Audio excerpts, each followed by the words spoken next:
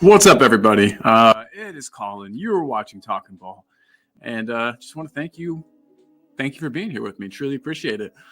Got an awesome show planned for you guys today. Got some awesome guests joining me today, and I've decided that if things get a little spicy in the chat, I will throw the link in so that y'all can have your say as well.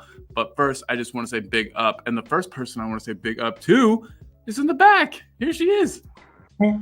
It's Ellie. Hello.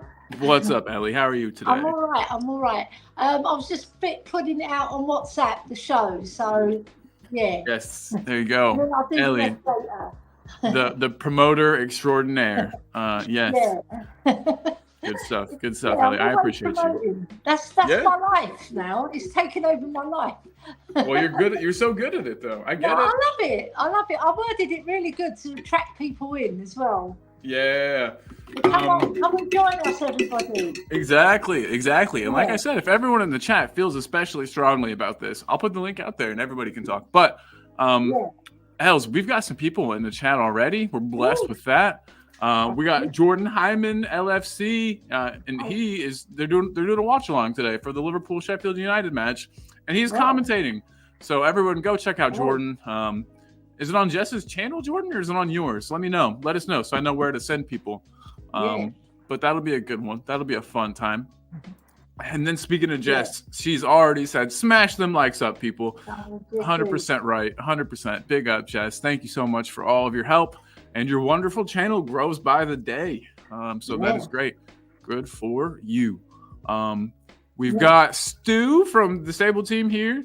Saying good afternoon, everyone. Good afternoon, Stu. Hope you're good. It's morning for me, and I'm drinking coffee out of the weirdest cup ever. It's metal. When I picked it up, I was like, ow, it's burning me. But anyway, it was clean. You need one of those things that go around it to stop you burning your hand. Exactly. You're onto something there. We've got all kinds of people saying hey to each other, which I love. I told everyone I'd be 5 minutes late, and Scott says 5 minutes late, I'm out of here. I love it. I love Scott. I knew Scott would be here for this one. Once I made that thumbnail, I was like, Scott's showing up. It's attracted him in. Yeah, I did. Big up, Scott. Hope you're well. And what else we got here? Potato Stew just saying nice stuff. He says Jess's streams are so much fun. I should be sleeping, but lie there just giggling. What a nice channel. Hope to catch you later. Says Potato Stew.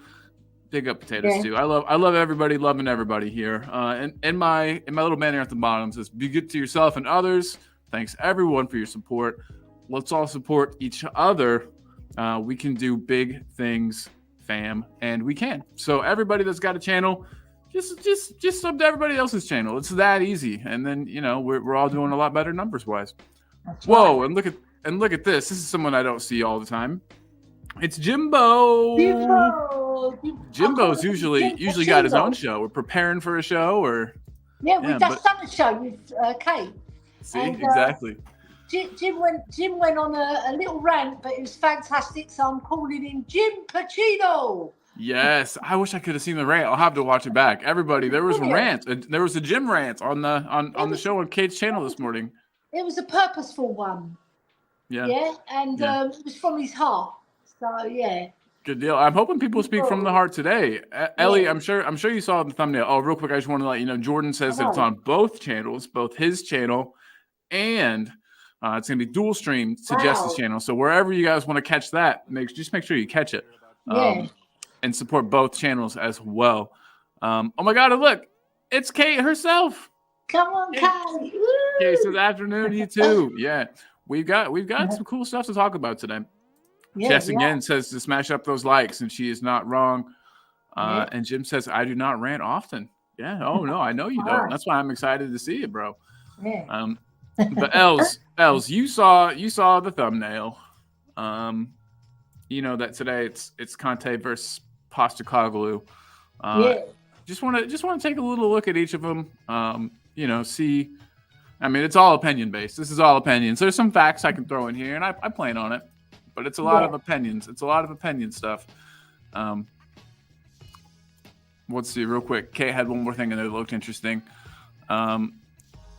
No, but he did today. All about Levy not being the devil himself. Oh, dang. I definitely have to see this then.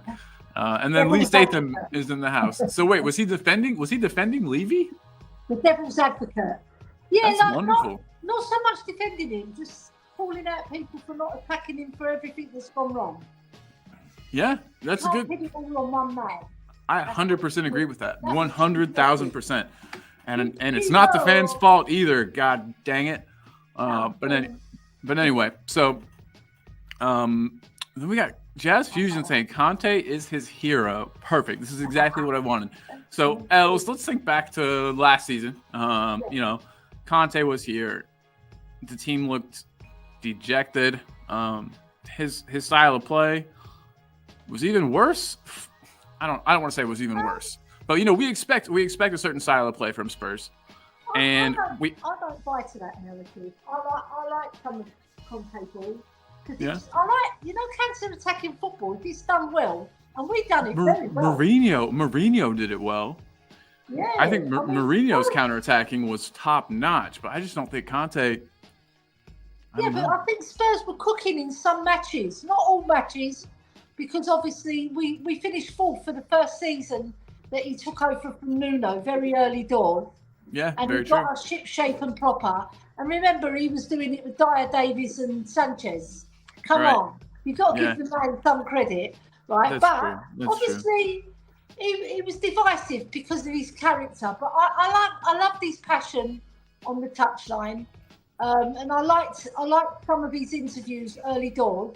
But then it went a bit bitter as it went on. You could see that he was seething underneath that anger from deep down, where the club wasn't giving him what he wanted, and boiled up, didn't it?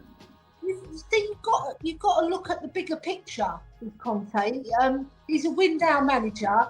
If he doesn't get win now players, obviously he's going to throw his toys out of the pram.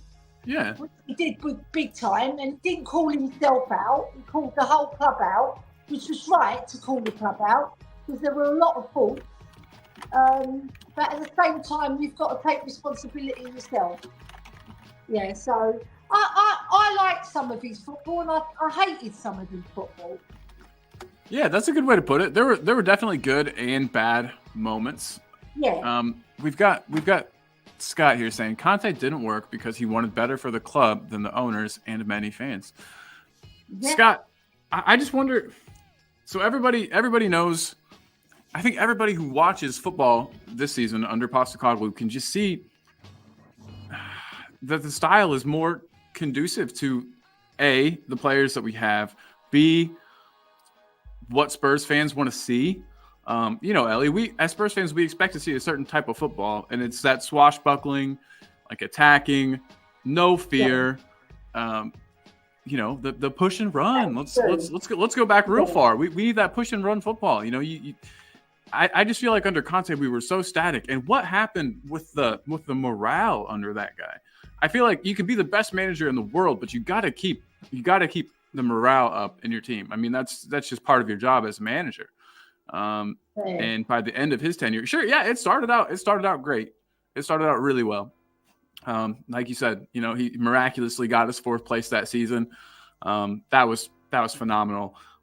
We played very well, I thought. Not all the time, but in a lot of matches, like when we battered Leeds United away, we battered Leicester at home. We had some very good performances. Leicester away was particularly good with Bergwijn's late winner. That was a fabulous game as well. Really. Yeah. Oh my God. Yeah. Game of football. Yeah. That was one to get you off your seat for sure. Yeah. Got to tune out a lot of the players who weren't performing under Nuno. Nuno was a terrible manager. We can't just put that out. You know what I mean? He was just not at the level required for Spurs. No. So the first 3 games he won, remember? The first 3, then it all fell apart. Crystal Palace, and then when we played Man United at home, and he took Lucas Moura who was playing a really good game, and he took him off, and we lost that game 3-0, I think it was. Yeah, we lost the game 3-0, and then his days were numbered.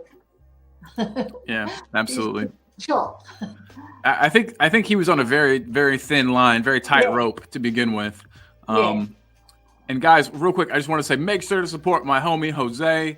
El Tel Cockerel is the name of the channel. He's got a show tonight, Jose's Mop-Up Show. Oh, I love that show. And yes, it is going to be wonderful. I have to double check the time on it. I don't want to give you guys the wrong time, but yes, Jose is mopping up today. And everybody get excited. That's going to be a really fun time. It's either at 9 or 10 this evening. I think it's at 9. Do what? Is that Gareth Bale's body? That's Jose. That's just him. That whole thing's just Jose. I didn't Photoshop that at all. But right. So, and look, he's watching. Look, my man says 10 p.m. BST. I almost said GMT. Sorry. British Summer Time. I got you. I'm with it. And look who else decided to pop in. We got Ben Kaufman. Woo. Ryan G. What up, Rye? Yeah, man. Ryan G's a G. Ryan G is a G. Okay, but so let's go back to this. So Conte didn't work because he wanted better for the club than the owners and many fans. So Els, I think we could have thrown. I don't know. What do you think Conte would have needed to work here at Spurs? He needed to come in and change the philosophy of the club in terms of a winning mentality, right? And he did grasp that, but then suddenly, for some reason, it all went like a shit show because his friend died. Then he had that bladder problem, and then he didn't come back until the Champions League quarter-final versus AC Milan. And then he made drastic mistakes in that game, bringing on Sanchez when we needed to get a goal. I know Romero had got sent off, and there's logic in his madness, but I would have thought, personally, he would put on an attacker or someone who can affect the game up top rather than stopping them from scoring. Because we needed to get the goal, not them, right? So then it started going pear-shaped, and the Southampton game came along, and it was like the whole ship sunk. In one interview, and I could get Scott's point, right? Because he did want better for our club. He wanted us to get that winning mentality philosophy from the board down to the players, and there was no conducive link up between the three, and he was like a middleman, sinking with the ship, if you know what I mean. But he didn't want to take himself down, so he took the club down. But what he actually said. He said, I've seen the managers Tottenham have had. So he's calling us out saying, look, you've had the best managers, but you still haven't won anything. Then he pointed it to the board, which I thought was brilliant because I'm a Levy outer. Everybody knows I'm a Levy outer, regardless of what Jimbo went on a rant. But I personally think we need somebody at the top who's a strong man and makes the decisions when things are going wrong quicker. Levy's too pally-pally with everybody. Yeah. Right? And he doesn't make the cutthroat decisions unless the manager goes, like, the fans start putting pressure and it becomes singing his name and everything kind of goes nuclear on him. Yeah. Yeah, and I just feel Conte, all Conte said was true. Everything was true. Right, there was not one. The only thing I would fault him on, he didn't take the blame himself. Was when you're the manager of a football team, it's your duty to get them on that pitch, to play the very best, to get the very best out of them with what you've got. And you know, he knew the history of Spurs, that we don't really back our managers. We back them up to a point, and then we pull the plug. But why did he come if that was the case, Els? You know what I mean? I think he came because he thought he would change the culture. He thought he'd change the mentality. And when he saw that he couldn't, he was like, I'm out of here. I'm out of here, boy. I'm going back to Italy, to the Amalfi Coast, to sit on the beach. Oh my God, I've actually been there. That's like the nicest place I've ever been in my entire life. Holy smokes. He's not stupid. No, And he got a really he's good definitely payoff not. as well, didn't he? I think it was £25 million payoff. Yeah, it was. And Kate brings up a good point. She asked why we are talking about Conte. We should surely be looking forwards rather than back. 100%. I just saw a graphic today that was comparing the two managers at like similar points, like the same point in the season. I think we're 4 points better off with like a better goal difference than we had at this stage last season. So to everybody, I mean, I don't know. I just feel like Conte gets a lot of praise, and people are like, oh, he's the best manager in the world. And I mean, I'm obviously being a bit hyperbolic. No one said that. But I don't think. I just think that I think Postecoglou just doesn't get quite enough respect. He just doesn't quite get enough respect for me. Here's this, for example. Let me get this comment off here. Hide correct comment and hide the banner. I'm not a pro with this, but. So before they came in, people will argue and say that Postecoglou played in lesser, his teams were playing in lesser leagues, which is the case. But he had players from those leagues. It's not like he had Premier League players in the A League. You know what I mean? It's not like he was playing with the same level of players that everybody else had access to. You know what I mean? But it just managerial career. This was before the season started, but it looks like Postecoglou's won 18 trophies to Conte's 9. His win percentage is a little higher. Points per game, a little lower, but they are so comparable that I just feel like, I don't know. Let me ask you this way, Ellie. Do you like Conte's brand of football for Spurs? Nita said something up here that I completely agree with. And she just said, as good as they both were, let me find the comment so I don't put words in her mouth. But Nita, first of all, thank you for being here. Good to see you. As good as Mourinho and Conte were, they weren't for Spurs. Every time I saw them in our dugout, it was a kiss teeth from me. Sorry to say my opinion. And that's totally good. This is all about opinions today. There's some data to back stuff up, but at the end of the day, it's so razor thin, almost the same on each end that it's all opinions. But I agree with Nita here. I had a lot of fun under Mourinho.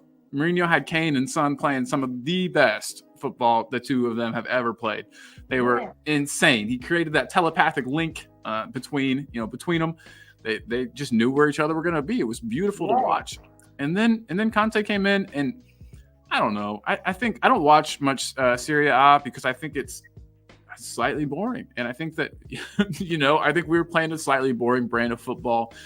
When you win, it's fine. When you win, it's okay. I'm cool with winning 1-0, but it just like Jose said, we were hiding behind our couches. We were watching through our fingers, and now I just feel like we've got a manager who doesn't want to sit back after we score a goal, is cutthroat, is ready to go to war, and it's a lot more fun. It's a lot more fun for me to watch. It's like you've got a set of tools, Colin, right? You've got your tools. Yeah. You've got your Eric Dyer, which is a bit chipped. You've got your Sanchez that's a bit broken and slips over a lot. Yeah. And then you've got your Davies, who's quite a reliable player, but he's not top notch. We know. No, he's not winning the Ballon d'Or or anything. So you had the hard task already. All right. So he thought, right, what am I going to do? Right. I have to keep it quite tight at the back, right, and try and attack on the counter. And counter-attacking football, when it's played well, it is exciting because there was patches in our season, but not enough. All right. We couldn't keep it up because Harry Kane, however good he is, right, you need service, right, and we. So Dele Alli fell off, didn't he, after Mourinho? We didn't have much creativity apart from Harry Kane because he was a defender, midfield and an attacker. It was fabulous. So we can't fault Harry and we can't fault Sonny because they had a good, even under Conte, they were really good. All right. But it's like anything. If you don't play attacking football at Spurs, it's not a good thing. Right, the fans don't like it. It's not the same. But we're always on the front foot with Postecoglou. Or at least we try to be. Sometimes it doesn't work. Sometimes it doesn't come off. We dominate most matches with possession. We do. Right, if you look at possession, what we have, the only team I think that's had more possession than us this season is Man City. Even at Arsenal, it was like 50-50, right? And they're a very good passing team. So I just feel under Conte, he got the worst rap that some people give him credit for. You know, like they have to give him credit as well, because he turned our season around that season. And there were very exciting matches as well, and we scored some fabulous goals. So it wasn't all bad. Just put it that way.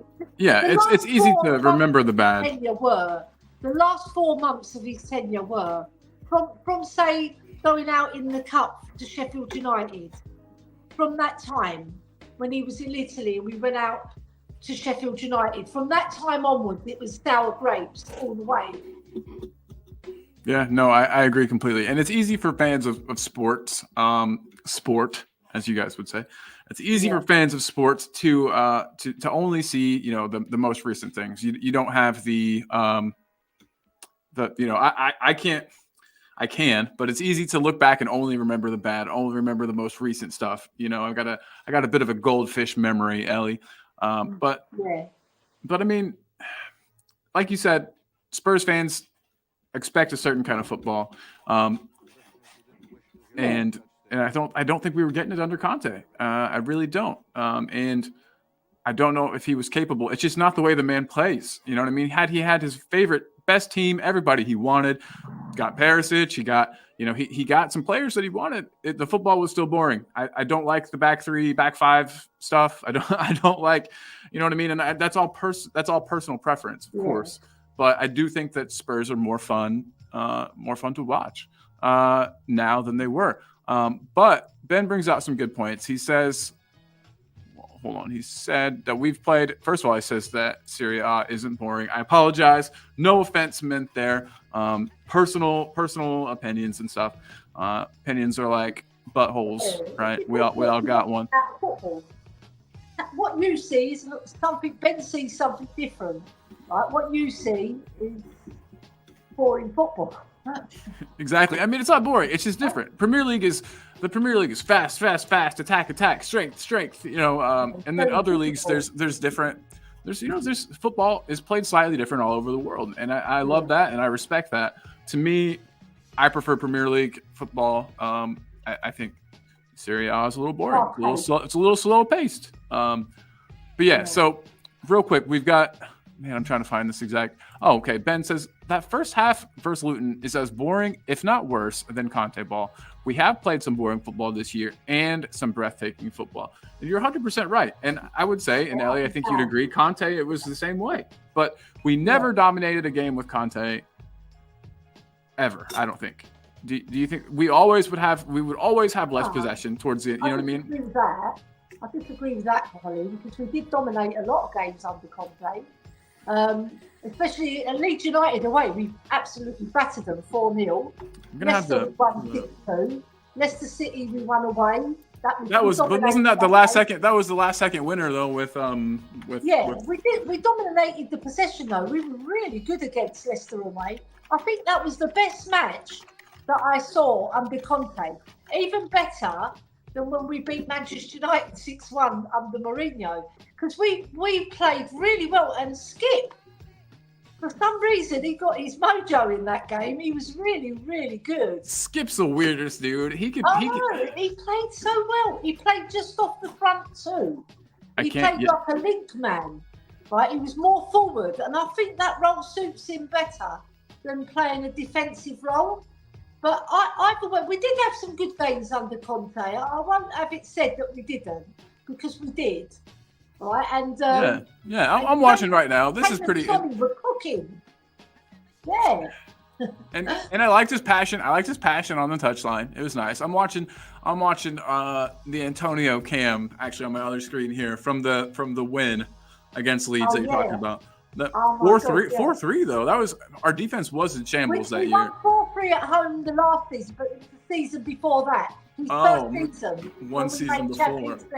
We went to Leeds United, and I remember it very well because Højbjerg, my G, your man, your love, he did the most beautiful 4-0. I see now. Yeah.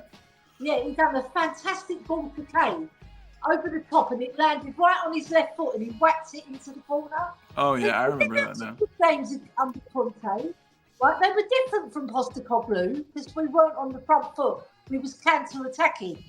But if counter-attacking football's done well, it can be very, very exciting. It's just that our defence let us down in that last season. They conceded 67, 68 goals, I believe, something like that in that region. You can't be competitive when you're conceding that many goals at the back. Yeah. No, you're 100% right. Especially as a manager who tries to win by a goal or two. You know what I mean? He never really goes for the throat. I don't think, and tries to absolutely bury teams. Obviously, we do sometimes, but Conte was the 1-0 scoreline guy. You know what I mean? Like him and Mourinho both, I guess, were kind of like that. But we tended to score and sit back, and that wasn't the funnest. And like you said, we didn't have the team, we didn't have the defense for it. I'm watching this the highlights of this Leeds match, and I had forgotten that, man, there was that awesome pass from Sessegnon to Doherty was pretty sweet. You can do the 1-0s, right, if you've got a good defence, but he didn't have a good defence, and he had an aging Lloris who was losing it a bit. Yeah, true. So really, he shot himself in the foot by not demanding a better defence and coming into the club and saying that he's going to make Dyer into a world-class centre half. No, you can't. You can't polish a turd, as they say. No, you're right. You can't. You can't. And he was letting us down game after game after game. Not just him. Sanchez was falling over. Davies was just Davies. And Lloris was not as good as the previous under Conte, under Mourinho, sorry. So he really was on a loser there. So Ellie, Peter brings up a good point here too, though. He says Conte my ours. He thought he was doing us a favor. Ange feels privileged to be here, and it seemed to me, and maybe like Mourinho and Conte both were like, "Oh, I guess I'll go to Spurs, help you guys out. Poor little Spurs, I can go there." You know what I mean? It seemed like they both thought that they were better than the club, which, as a fan, you don't want that. You know what I mean? And maybe everyone in the chat. So there are so many opinions here. Jishnu's in the house. I haven't said hey to Jishnu. He says we just need more quality players from starting as well as backups. Porro, Basuma, and wingers need upgrade. Yeah, man, I can't argue with that. I think though that Porro is a wonderful player. I don't think Porro needs upgraded, but Basuma and the wingers, that's his opinion. But I love Porro. I think he's brilliant. I love Porro too, but I also love Jishnu. So all good. He's all good. Everybody's got their own opinion. Yeah, I love it. I honestly, I love it. And there's so many comments. I'm going to get through like 1,000, and we'll talk about the ones that are exciting. But Scott says he thinks managers do not understand how Levy cares so little about winning, and imagine once they get here, they can fix the problems. You're probably not wrong, and think about how what it would do for your career if you could turn Spurs around and get Spurs back to perennially like winning titles and stuff. You'd be a legend. I get it. Ben is talking to El Tel. Love it. And Peter's saying, and he's doing it without Kane. Yes, absolutely. Remember how bad everybody thought we were going to be this season. Everyone was predicting what? Like a mid-table finish. Just like hopefully we can get mid-table. And we did. We're doing better than that. So I mean. I think we're going to finish fourth, to tell you the truth. I do too. We're flipping up. Is that the best place for us to finish? That's another argument that could be made because it all depends on results, really. And it depends on the summer. It depends on what we do this summer too, to help make sure that we've got a squad capable of competing in the Champions League. Should we make it there? We've got a nucleus of a very good side, Colin. Right. We need a few more quality players in key positions, and then we'll be cooking. Yeah. Agreed completely. We've got it to turn this around now. We've got the right manager in place, in my opinion, because he's got the ethos of the club right.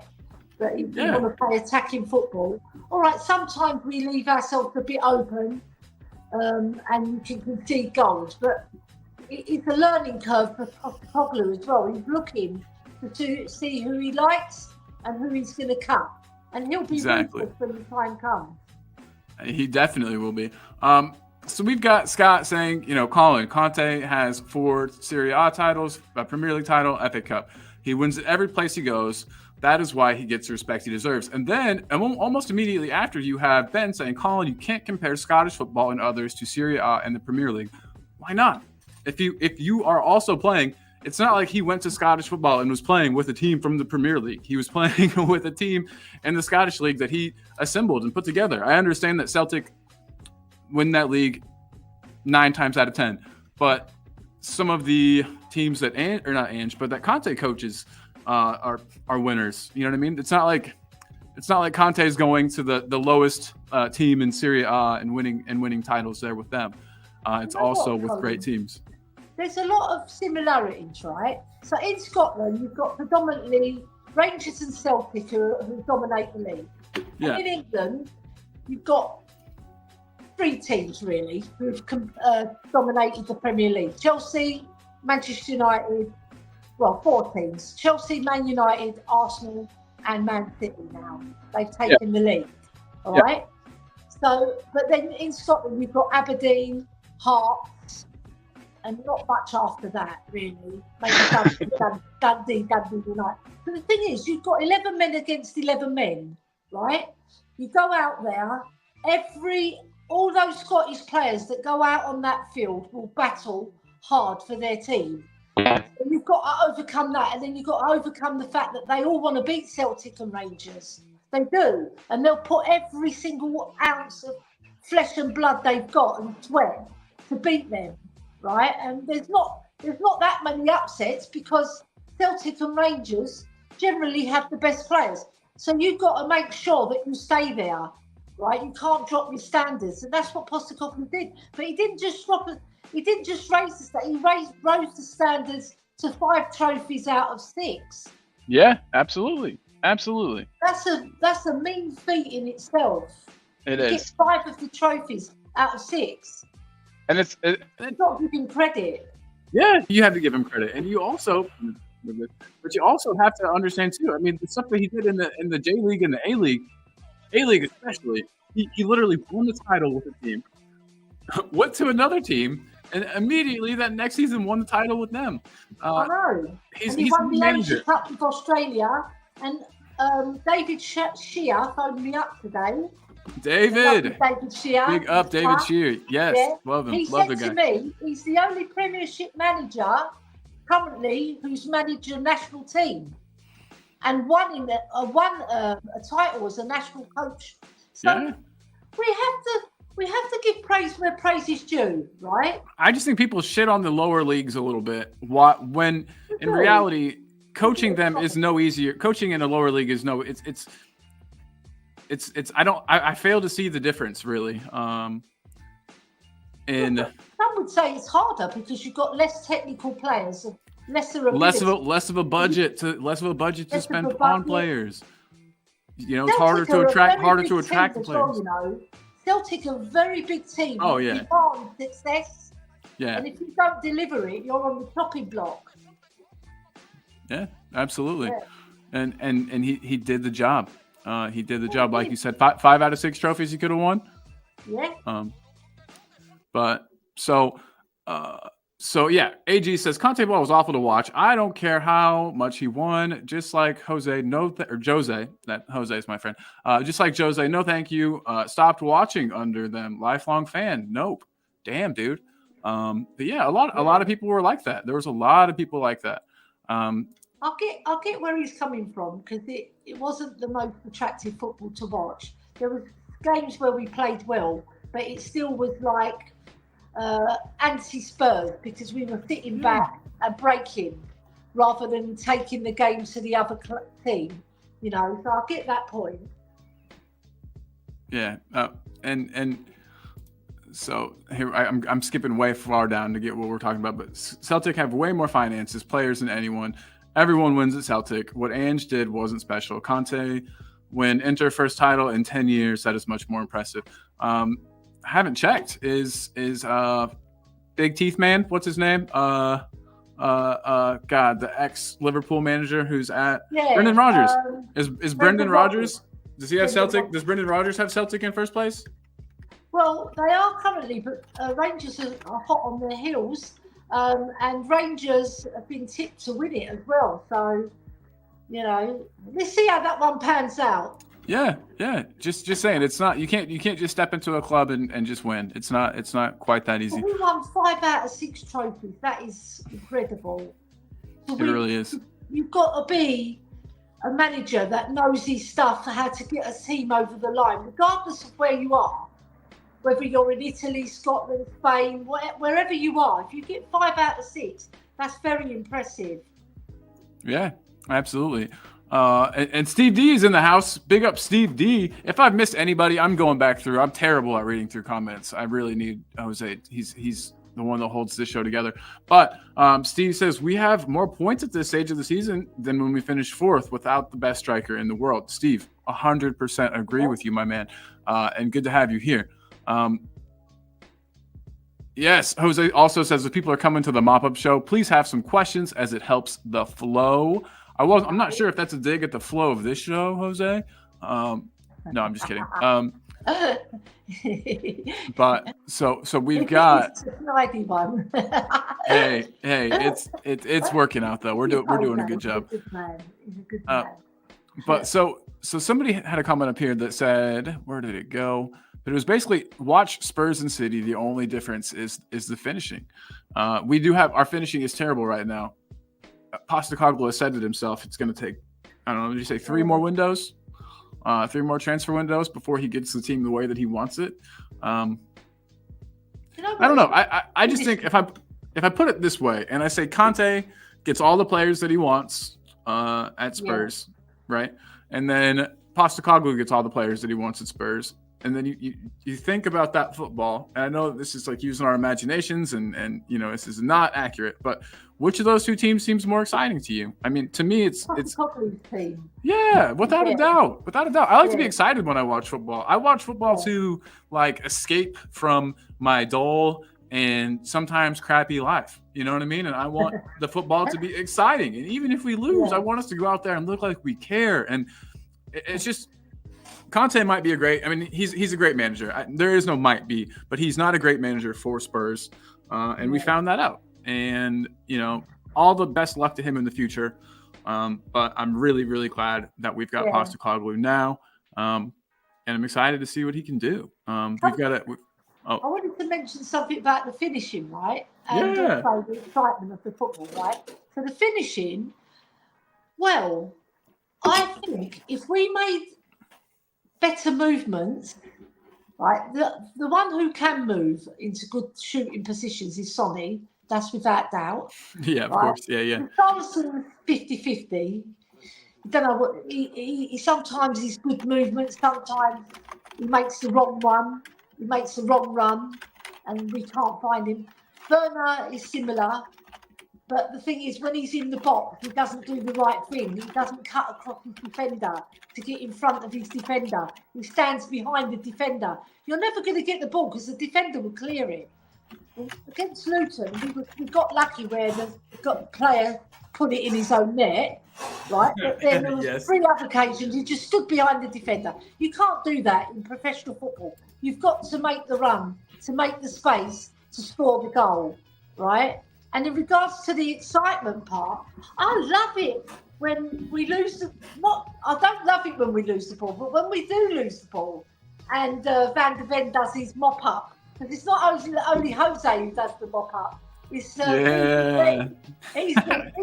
he's the king of the mop-up out of YouTube, and Jose's the king of the mop-up on YouTube. Yeah. It's exciting to watch, isn't it? Like his pace is lightning. Absolutely. And he times his tackles so well. That's it. That's exciting football in itself, not just attacking wise. Yeah. Agreed. No, the fact that as soon as we turn the ball over, we're looking to win it back. And I liked the comment I like the comment about watching us versus City. There's not much difference, and there really isn't. But Jazz Fusion says he can't watch City. It makes him cry knowing they will achieve things Spurs can only dream of. Yeah, the only reason that we can't achieve those same things, I don't want to get started on FFP and owners and stuff, but let's see if Poch can do one over Man City, because he did one over them in the Champions League quarter-final. And he is a bit of a bop to them. It's not just Spurs who was a bop, it was Poch that was a bop as well.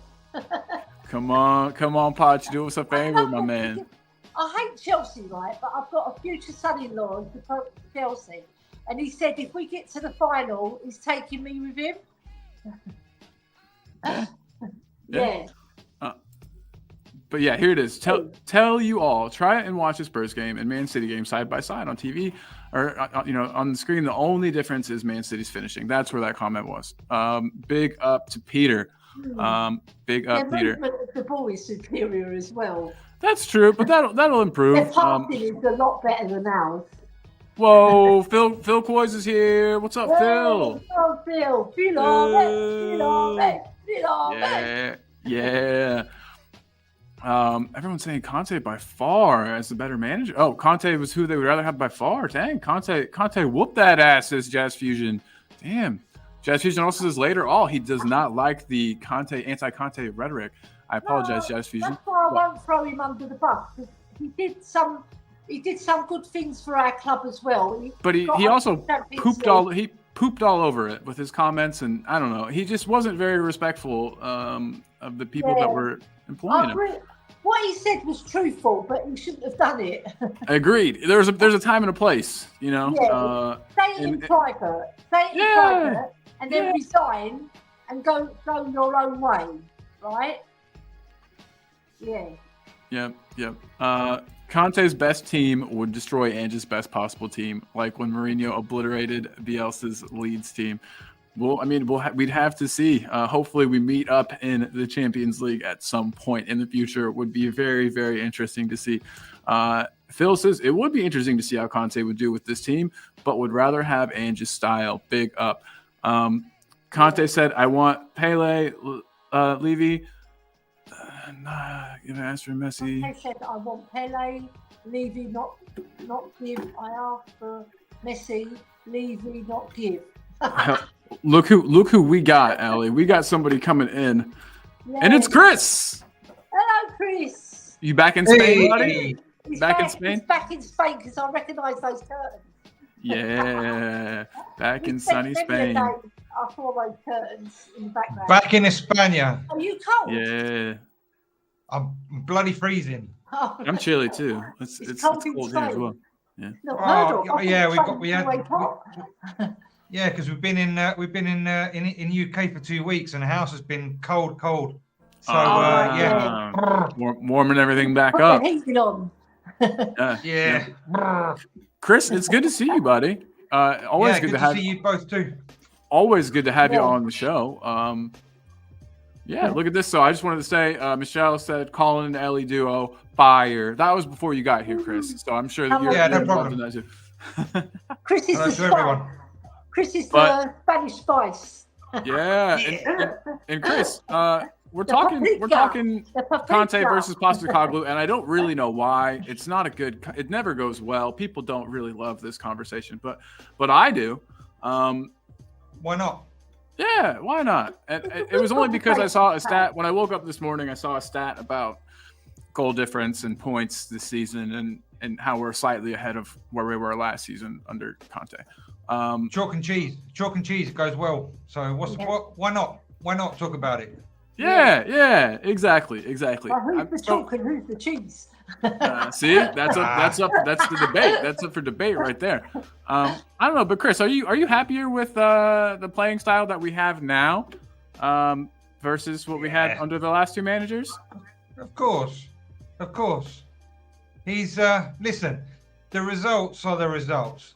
You got other team in front of you. Okay, the team hasn't been playing well. It's been spurts. It's been this. Hey, Spurs GTTV. Thank you. I've seen other comments. Hello, one of the good guys, Ryan G, Spurs GCTV. and everyone else. Good afternoon, good morning, wherever you are. Big up, Ryan G. Big up, Disabled Team Stuart, Eltel. Buenas tardes, Cristobal. Yes. Look at this. Look at this. Ben, thank you. Hope you're well too, Ben. Scott M. Hello, everyone. So, listen. I know that the team, the club, call it what you want. I mean, I'd like to differentiate the club and the team, because the team is like an extension of the club, and it can only do so much depending on what the club gives it. That happens all around the world.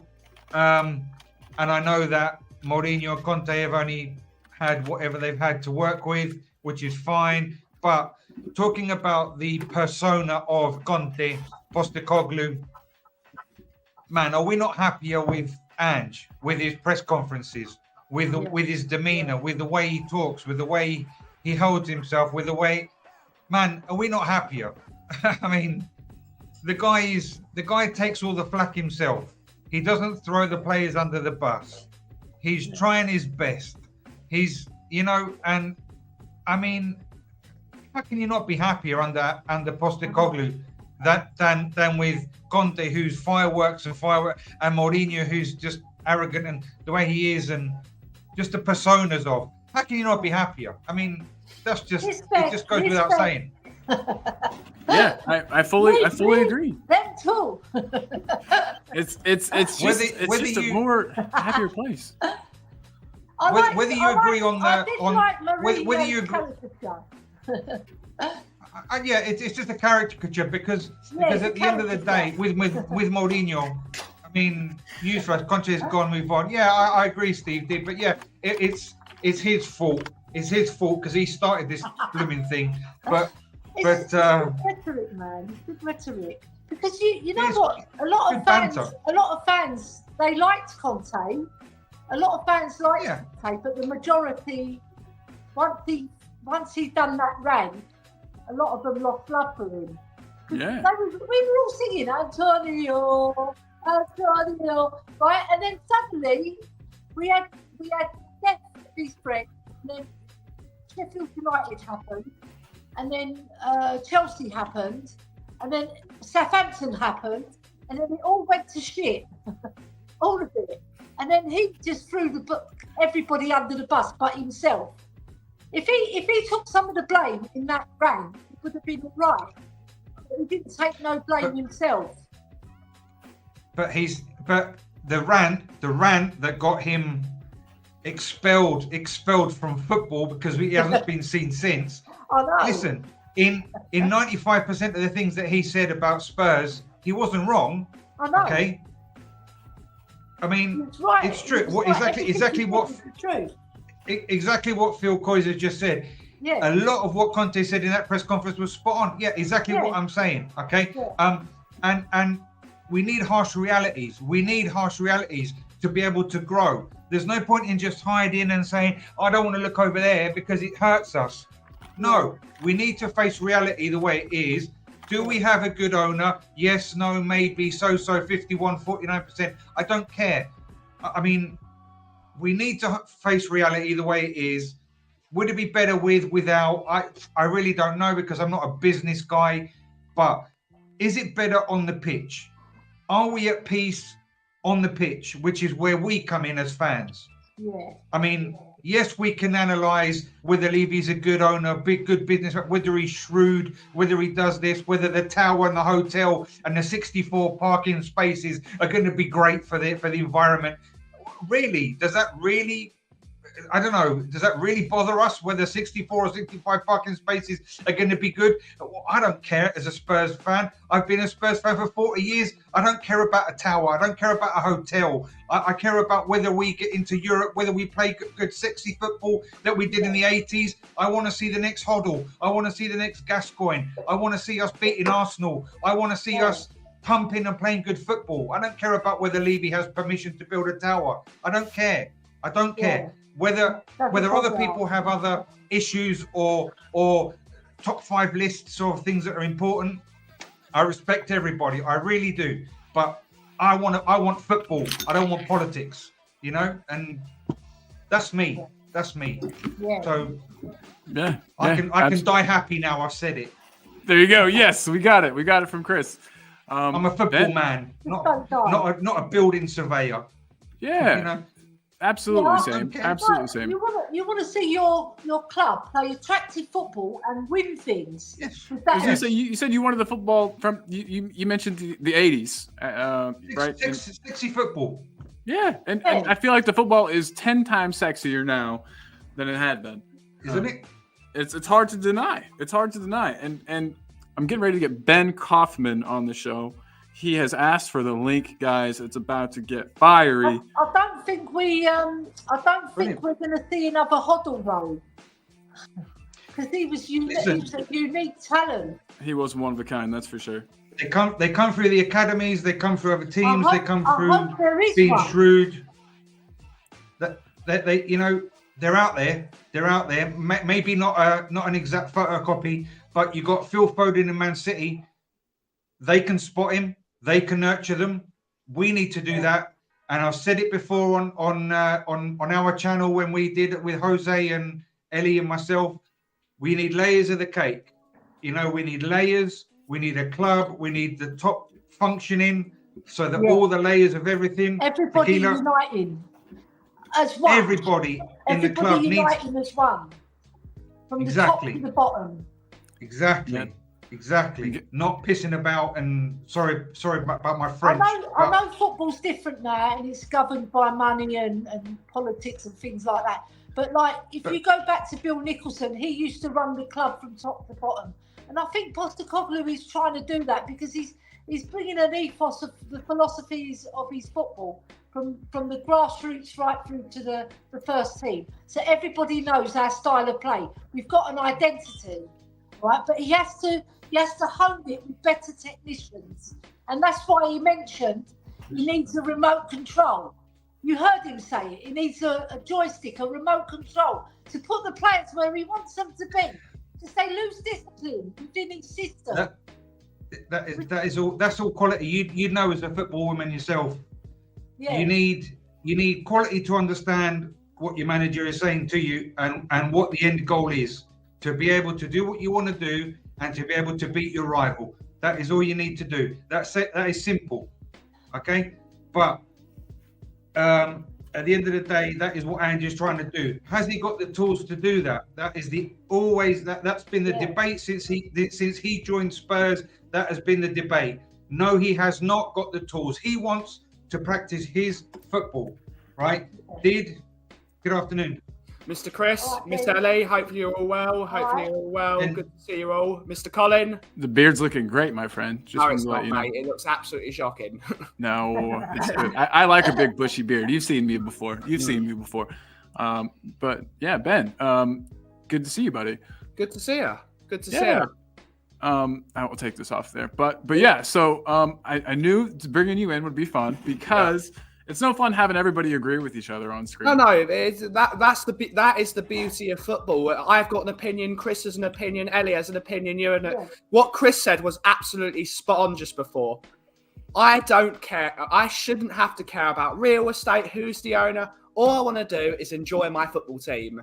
And it's all like we've been talking about what's boring, what isn't boring, what's good football, what's good. Do you want to see lots of goals? One of the best teams we've ever seen play football is a team I absolutely adore. And that was AC Milan under under Fabio Capello in the Champions League. I said it in the chat, and I don't know if you saw it. When AC Milan won the Champions League under Fabio Capello, how many goals did they concede the entire tournament? Do you want to give a guess without looking at the chat? I looked at the chat already. I know. 2 goals? 2. For me, that is fantastic. That is fantastic. To be that good at defending and to be that disciplined in your approach. That is beautiful. The best defense is an art. It's the same sort of... If you watch the beauty of Barcelona under Guardiola with Xavi, Iniesta, Busquets, it was like a symphony. It's a symphony of football. And everything, it's like watching an orchestra. The woodwinds working with the tubas working with the drums. everything is a preference, and everyone has a preference in what they like to watch. I know Chris, for example, loves watching Barcelona because he's based in Spain.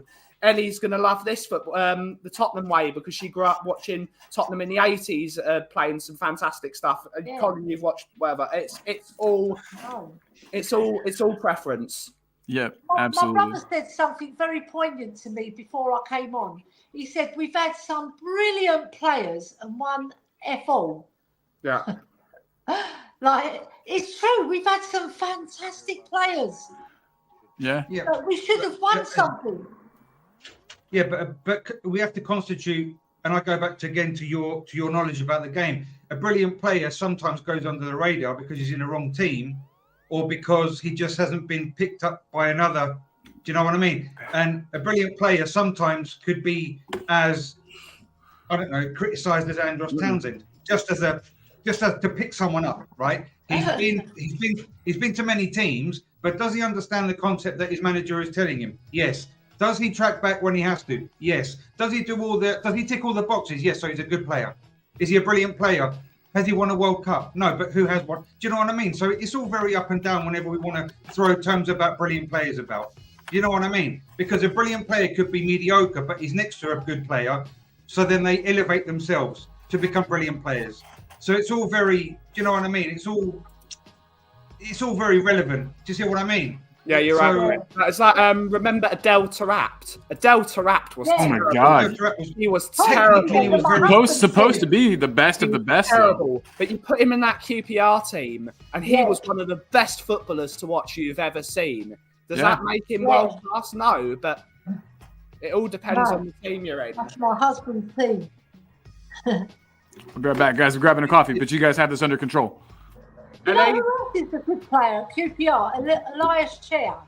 Yeah. Very good player, technically brilliant, but he's just not getting picked up by a Premiership team. But that's the thing. A lot of technical players fall on the wayside because they're only technical.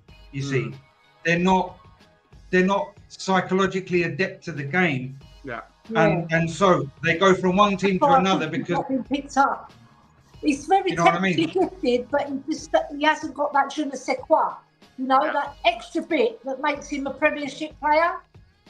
It's why I think Rodri is the best football player in the last 10 years. Yeah. But even over the likes of some of the world class players, supposedly, because not Rodri would get into every football team, not only because he's an amazing technician, but he loves a fight. He has a fight. If you put Rodri in that next to Busquets in that best Barcelona team, Busquets would have a fight to get in that team over him. Yeah. Busquets, I think, was just a level above Rodri, but he wouldn't get in every single week. Yeah. He would. I think I would gladly disagree on a friendly level because Busquets did not have any competition. He had no one to elevate his game, and he was on a 10 every week. If he had Rodri there to compete with him, he would be on an 11 out of 10. You see, so do you know what I mean? It's all levels. No, these two are freaks, aren't they? Though, Chris, Rodri and Busquets are freaks. They are. But then you have some little Portuguese pit bull that's called Bernardo Silva, who is equally as good conceptually. Conceptually, football, as we're talking football, is equally as good as Rodri because they're different. They're differently positionally. They're different. I love Bernardo Silva. I love him. Their football brains are equally up there. He is the most hardworking, skillful, technical player I've ever seen. Right, but talking about Rodri, I think the nearest one to Rodri who I've seen in the Premiership is Thierry Henry. What am I on about? Patrick Vieira. Yeah, Patrick Vieira was fabulous for Arsenal. Really good footballer. And underrated in some ways for his technical skill. But he was in the Invincible team, remember? So I always admired Patrick Vieira because I thought he was the bee's knees of that Arsenal team. And he made them tick from midfield. Yeah. Very good player. Very, very good player. It's all about like Gerard Piqué at United was not seen as one of the best players you'd ever seen. You put him next to the Lionheart, absolute god of a defender like Carlos Puyol. Yeah. And he's around for a decade. What a great player he was as well. Yes, because they're two different players. So you need a stopper, and you needed two different types of central defenders. You can't have. Well, I'm not saying you can't, but you need two One different sits. types. Yeah. One kind of You need a stopper, and you need a playmaker. You need a cover in it. Which is what we've got at Spurs. I feel like we have that right now. Which is what you have at Spurs now, which is why the defense is more solid, because you have two different types of.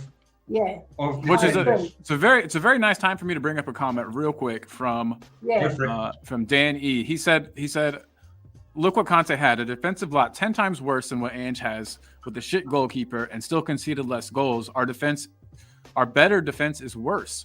I do agree with him. Just a harmless potato followed that up with. Oh, sorry. If Ange put 10 players. It's because we play a more risky game of football. It's not because the defence is worse. It's because we play a high-risk football. The high line. Conte never did that. Conte never played the high line. He played the more structured defence. He played the low ball, low block. Yeah, and that's what just a harmless potato was saying here. If Ange would put 10 men on the goal line like Conte, we wouldn't concede that many goals either. Tactics actually have an influence on the match. Completely agree. Mr. Potato. Yeah. But if you don't have a tactic, you can't play the game. But technically, and with strength of our defence now, we're better. If we played a different style, you'll see it. Because we play high-risk football, we're leaving ourselves open a bit. But that's the way I can understand. We want to play high risk. Listen, I can understand that people are miffed because lately the thing has gone flat and there's nothing new to talk about, and Levy this and Levy's wages. I can understand that. I can understand a lot of things. The Ange ball has gone flat. I can understand that the bicycle wheels are not as pumped up as they were before. I can understand that. I'm a Spurs fan as well. I can see it, right? But night and day compared to the last 2-3 years, night and day. I mean, I'm sorry that we don't perform 10 out of 10 week in, week out. No one does. Even Man City doesn't perform 10 out of 10 because it's psychologically impossible. It's physically impossible. I'm sorry. And even a lot of people are saying, we only play one game every week, every 2 weeks when there's a break or when there's an FA Cup. Yes, but players want to play 2 games a week. Players want to play that Monday, Wednesday, because they want to feel pumped. They want to feel useful. They want to feel players. They don't want that midweek break. Everybody wants to play midweek. Everybody, and when they don't, they possibly feel useless. Our main problem at the moment is we can't string 2 good halves together. That's a real problem, and it's been a problem. It's not an Ange Postecoglou problem. No, it was a problem under Conte. It was a problem under Mourinho. There is something psychologically wrong at this football club that they're only able to put in 1 good half of football, and sometimes we can win a game just by playing for 15 minutes. I don't know how you solve that psychologically. Like Brentford, we were dreadful most of that game, but 10 minutes at the start of the half, bish, bash, bosh, we've won the game. Yeah. Let's all go for an ice cream. Let's all go. Brighton, we were worse than we were at Brentford. Can you go back? Go back 2 comments, please. Scott M comment. I don't want to single anybody out because I'm above that. But Which one are we looking for? I don't know where it was exactly because I don't know if you're going by order. But all good. 6-12, okay. please. So 5-12. So that's 5-12. Are you Eastern or Central, Colin? So that's that'll be 8 a.m., isn't it? I don't know what the time. No, you're 6 hours behind. So that'd make it 11 a.m. 11, 12. 11 solid. 11 on the dot. No, 12. It ends in 12. Okay, got ya. Here we go. Conte tactically helps his team. Okay, yeah. I remember that one. And tactically does not. Right. Yeah. Okay. Well, yeah, just go ahead with that's it. the comment. Bring it up. There you go. Right now. Boom, got it. Found it. It took me a while. I'm sorry, but this is totally incorrect. And I've been seeing Scott M for the last year. I've been on channels with Scott M, and I totally disagree. I've got nothing personal against anybody because I don't know anybody personally. I can't do this anymore. What is not possible, okay, is to just attack from a computer screen or a keyboard, Ange, because Ange is not known, or whatever agenda Scott M has against Spurs now or against Ange. That is his agenda. My agenda is to analyse my team, to say what is right, what is wrong, what my perception. Okay? Ange tactically, and it goes a bit towards what Ben was saying before, one good half, one bad half, right? And let's just link it all in, okay? Yeah. If Ange is new to this football, okay, Scotland doesn't count, right? EPL is totally different. It's a totally different breed of dog, okay? Yeah. He's learning how to feed this dog. He's learning how this dog runs, all at the same time as he's getting battered by the teams that have already been here, the managers that have already been here, right? The first half may feel bland. The first half may feel that we're not doing anything. The second half may feel different. A lot of people may perceive that. He's learning on the job. He's learning on the trot, right? So when, for example, a lot of teams now and of late have been playing low block against us, right? Yeah. Now, if a lot of people don't know what that is, Ellie knows what that is. I'm sure a lot of people that are following us. Low block, when you defend deep, near to your goal. Can you attack that easily? No. But Ange learns how to single out the weakest link, how to get in behind, okay, how to get into the spaces, and what the weakest link, where the weakest points of those defenses are, okay? Do we end up scoring? Yes, on most occasions. Have we drawn 0-0 on a lot of occasions? No, as far as I can see. Do we end up scoring in the second half? Yes. Why? Because he's figured it out. He's learning. He's doing a crash course in the first half. If that tactically is not helping your team out, okay, then Scott M is right, okay, is right, and I'm wrong, and I'm a fucking idiot, okay? And I'm sorry for swearing, but I'm sick of this bullshit. I'm sick of all of this rubbish that Ange is rubbish, our club is going to shit, and Scott M is this brilliant footballing mind, and Conte used a two-man midfield, and we were getting screwed every week in, week out, with a two-man midfield, right? We were playing a 5-2. I remember it well. Right? You remember it well, Ellie, so I don't make things up, okay? We were playing a two-man holding midfield, okay, with three forwards, okay? Mostly a three, whatever it was, this rubbish that he was coming out because he didn't have the tools either. We were playing a two-man holding midfield. We couldn't pass the ball. We couldn't distribute. Okay, so if Conte tactically helps his team, okay, right, and Ange does not, I can give back my UEFA C license. I can give them back the money, right?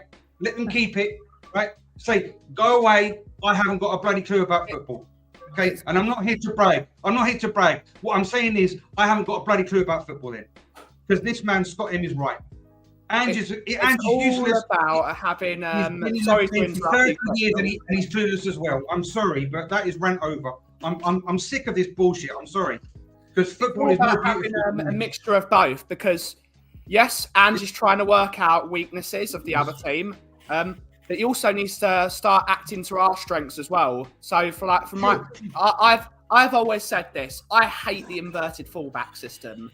I grew up watching Harry Redknapp football, which was having two ultra-aggressive fullbacks getting down the pitch, ultra-aggressive wingers, cross the ball in the box. We have two of the best fullbacks you've ever seen getting forward and cross the ball in Udogie and Porro. They shouldn't be playing in the number 10 roles, in my opinion. That's just my opinion on football. I don't like seeing them there. We've got someone like James Maddison, who's a brilliant number 10, and his area of expertise is being suffocated because you've got Porro and Udogie both occupying the spaces he needs. In your opinion, is that why he's dropping so deep? Yes, I think that's why he's dropping deep, because there's no space for him to create the angles. I would love to see Porro and Udogie at full chaff, going at their fullback, crossing the ball in the box, and someone like Richarlison tapping it in. I think that would be brilliant football to watch, personally. I would love to see that. But that's just me. I don't like inverted fullbacks. We've seen fullbacks for 100 years. They've always been like this. I don't know why he suddenly decided they're number 10s. That was a cool sound. Zelda? Was that a Zelda? A Zelda noise? Zelda. I don't know why someone's calling me for coffee at this time. But it's all about different philosophies. I think if we played a more, not a Conte style system, if we played a similar formation, so that, let's say we played a 3-5-2 and we played Udogie and Porro as wing backs, I think that'd be fantastic to watch. With the midfielders we've got, a Bentancur, a Basuma, a Maddison, I think that'd be brilliant to watch. But it's all opinions. Chris has an opinion, I have an opinion, Ellie has an opinion. We all have different opinions how... I have one too. I think, right, Udogie, right, he attacks very, very well. All right, he gets down the byline. What he does a 1-2, gets into the box and squares it across. Because that's how Postecoglou wants to score. He wants to score the simple goal. Yeah, but Porro, he doesn't do it as much as Udogie for some reason. He should be joining that attack more rather than being inverted. I agree with you, right? Because his attributes are speed and crossing. He's fantastic at it. He can beat his man. Where we've got Kulu, who can't beat his man because of the pace. He can beat him, but invariably the defender catches up with him and tackles him again. And then he'll either lose the ball or win it back, or he'll pass it back to Porro. Porro should be overlapping. I agree with you. I really do. I've spoken with Danny about... He should actually... If he wants to keep Kulu there, I think it'll be better to put Porro where Kulu is. Yeah. I would like to see Kulusevski as a number 9. I'd love to see him try it. One of the things he did at Juventus was he played beside Cristiano. Yes, I know you're going to say he's playing with Ronaldo. He's playing one of the best footballers in the last God knows how many years. Yeah. Kulusevski is good at 2 things, holding the ball up and he's technically gifted.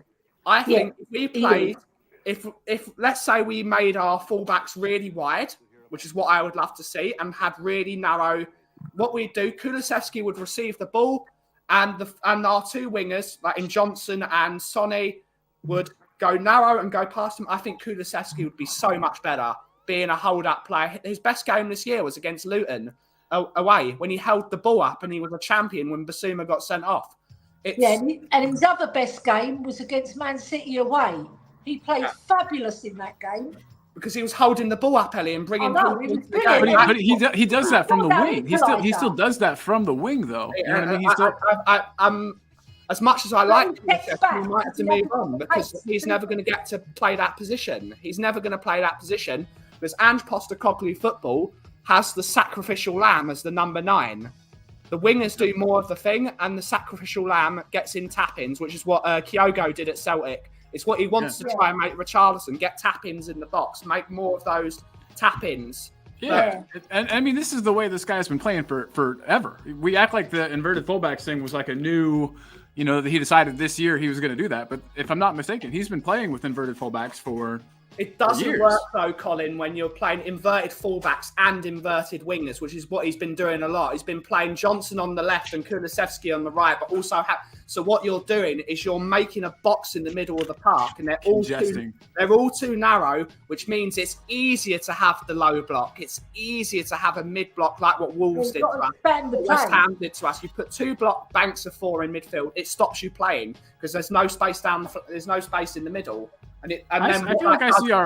It's easy to turn over and counter attack.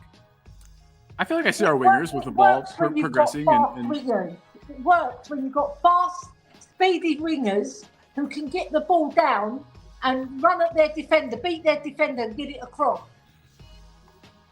Yeah, no, that's the way that we've been scoring lately. Ball in though, Postecoglou. I've noticed, right, when Udogie goes on the left, right, he'll do a 1-2 with Werner and get inside the box, and then he cuts it across the 6-yard box for a tap-in.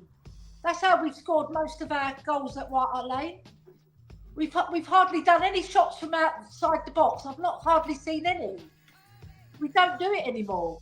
That's one thing I complain about a lot, is that with these really deep defenses, I feel like maybe some shots from the edge of the box could create some chaos. Goalkeeper could spill one, the ball could rebound. There's opportunities there, which and maybe Chris has some insight into that. Do you think that we should be taking more long shots to try to, to try to break up these packed defenses and move some defenders around? I mean, whenever you've got a wall of 8-9 players in front of you, you've got to have a very good precise shot to beat that, plus the keeper. Yeah. Right. So unless you're playing against City, Liverpool, Arsenal, that will give you space because they're free flowing, open play teams. Right. That's going to be very difficult. So what you've got to do is you've got to move the ball around from side to side. Yeah. Down the channels. Yeah. To make the defense slip up. And that's why we do the little horseshoe thing around their box, and we're trying to pull people out of position, and I see that. Which is how you beat the low block, right? Which is how you beat the low block. Identify the weakest. It does take time. Yes, and it does take time, and which is why it's so bland, possibly in the first half, which is and the second half gives better results because he's, as you say, the shoe. What is it? What do you call it? The shoehorn or whatever. Horseshoe. Jose calls it the horseshoe. It goes like that. Yeah. There you go, the horseshoe. Sorry, I do apologise. So, because that is specifically and technically how you beat a low block, right? Unless you can overlap down the wings, which we do not do, you have to overlap down the wings and cross, which is the second form of beating a low block, right? Which we don't do unless Werner does it, because Sonny doesn't cross, at least from what I've seen, okay? And unless Brendan does it, Kulu doesn't do it because he hasn't got a right foot, okay? And Sarr did it against, can't remember who, but he did great cross so that Maddison scored. Villa for Madison. Villa, right? But that isn't something that is done as a customary tactical play, so you can't depend on that, right? That's not something that is customary, that is a signature move by Spurs. So what have you got to do against the low block? You've got to pick the weakest link, the weakest defender, and hope that they make the mistake. Yeah. The shooting from distance, of course, it's every team must do it. Every team must do it because you might get a deflection, the keeper might fluff it. It might, whatever, go out for a corner, you get a corner. Do you know what I mean? You got to use these resources because one might lead to another, and one might lead to another that leads to another. But if you don't generate options, you've got nothing, right? Yeah. Of course, that's what it's all about. We've got one of the best shooters out of the box. Yes. Sonny, he's fabulous. Yes. Left foot, right foot. Yeah. We should utilise that skill a lot more. It's that low block. We're moving the ball side to side, so I try to wear them down. Pass it to Sonny, and he'll bang it in for you. And what a lot of people don't realise is that whenever that low block, for example, that mid-low block hybrid that a lot of teams use, right? If they're not technically adept, right, and they haven't got the players to do that, that is psychologically so difficult to maintain. Yeah. Throughout 90 minutes, especially when Spurs under Ange dominates the ball for such long periods of time. To be a defensive team, right, in the true sense of the word, because the team that doesn't have the ball is defending, right, and the team that has the ball is the attacking team, whether they're in defense or not, they are the attacking team, right? The team that is literally defending 60, 75 minutes of a match, that wears you down psychologically so much, right? So props to Ange as well for doing that.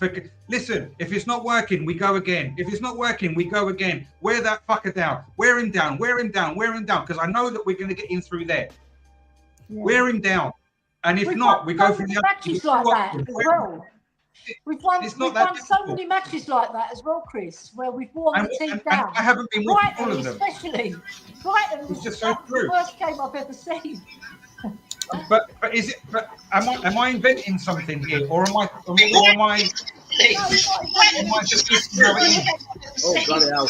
you have to wear a low block team down, and Yes. mentally they can't keep it up. Physically True. they might be able to, but mentally they can lose it for one split Yes. second, and then you're in. Like what The Brendan problem- Johnson did against Brighton. They're probably going to lose mentally before they do physically.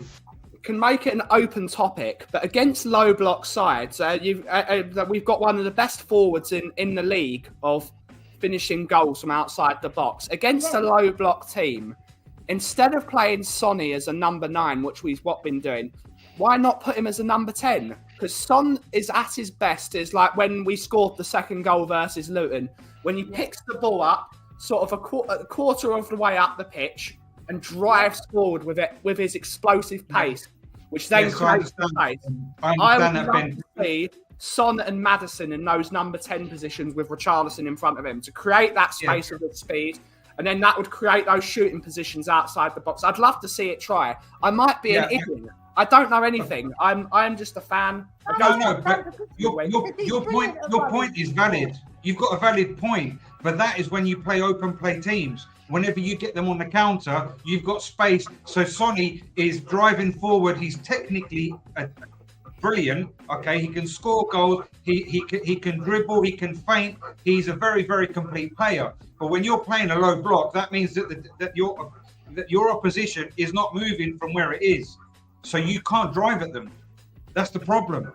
You see, It would free him up to be able to go wherever he wants, Chris. So he might be able to find those angles because he would have a free role with Maddison where they could swap round. But you're number 9 with his back to goal. He doesn't have those broad shoulders to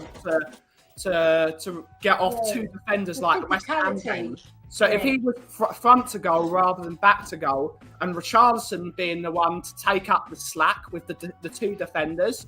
Maybe Richarlison, with his combative personality, might be able to take that weight off, which would create the space for Maddison to be able to pass the ball into Sonny, to be able to... Because you've seen it with the only player that Sonny seems to have a real connection with this year is James Maddison. So maybe put them together rather than having 2 number 8s, which is what Ange loves to play. 2 number 10s would be brilliant. And then have maybe a more defensive number 6 in like a Højbjerg or Bentancur being behind them, being more of the metronome style player. And then that space being created by a Richarlison in that sacrificial lamb role would give the number 10s a bit more space. It's a possibility. I can only see that working if you play the 1-2s and the players are able to get in between the defenders and the ball is driven in that way and the players make runs off the passes. That's the only way I can see it coming off.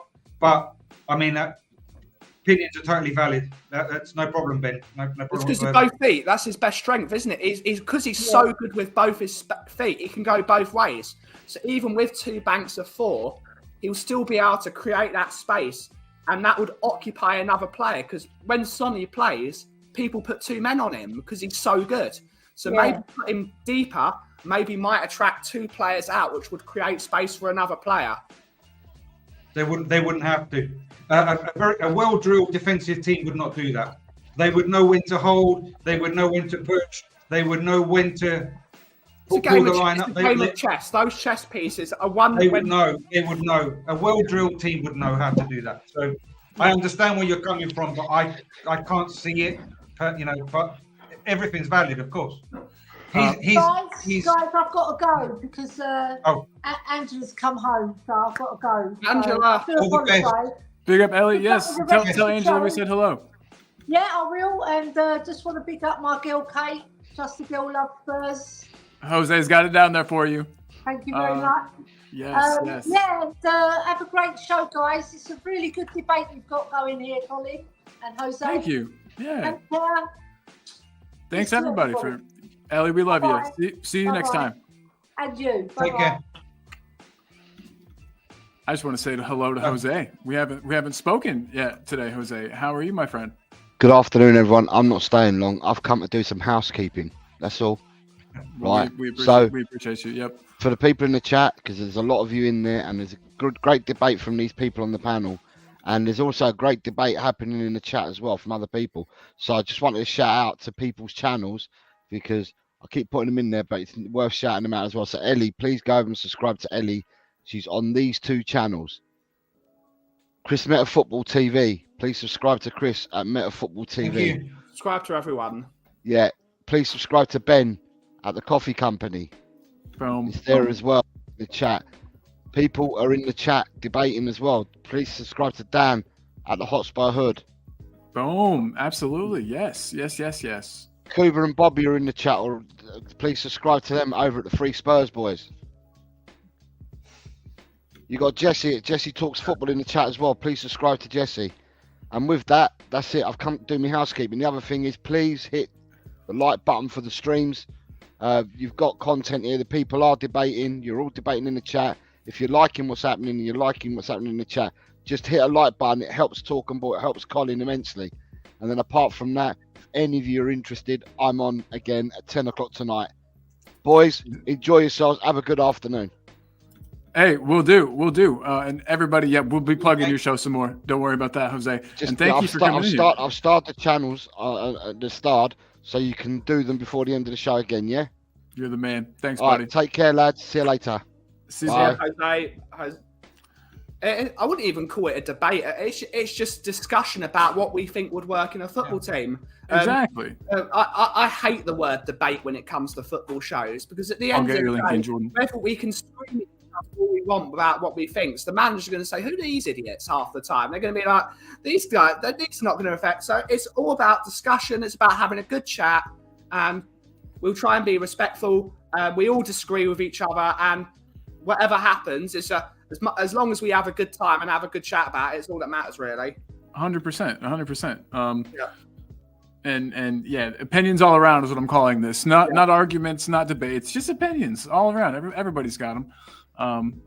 Real quick, I just want to say, so Hotspur Hood Dan is saying we play a different team, you adapt your style, and you just don't.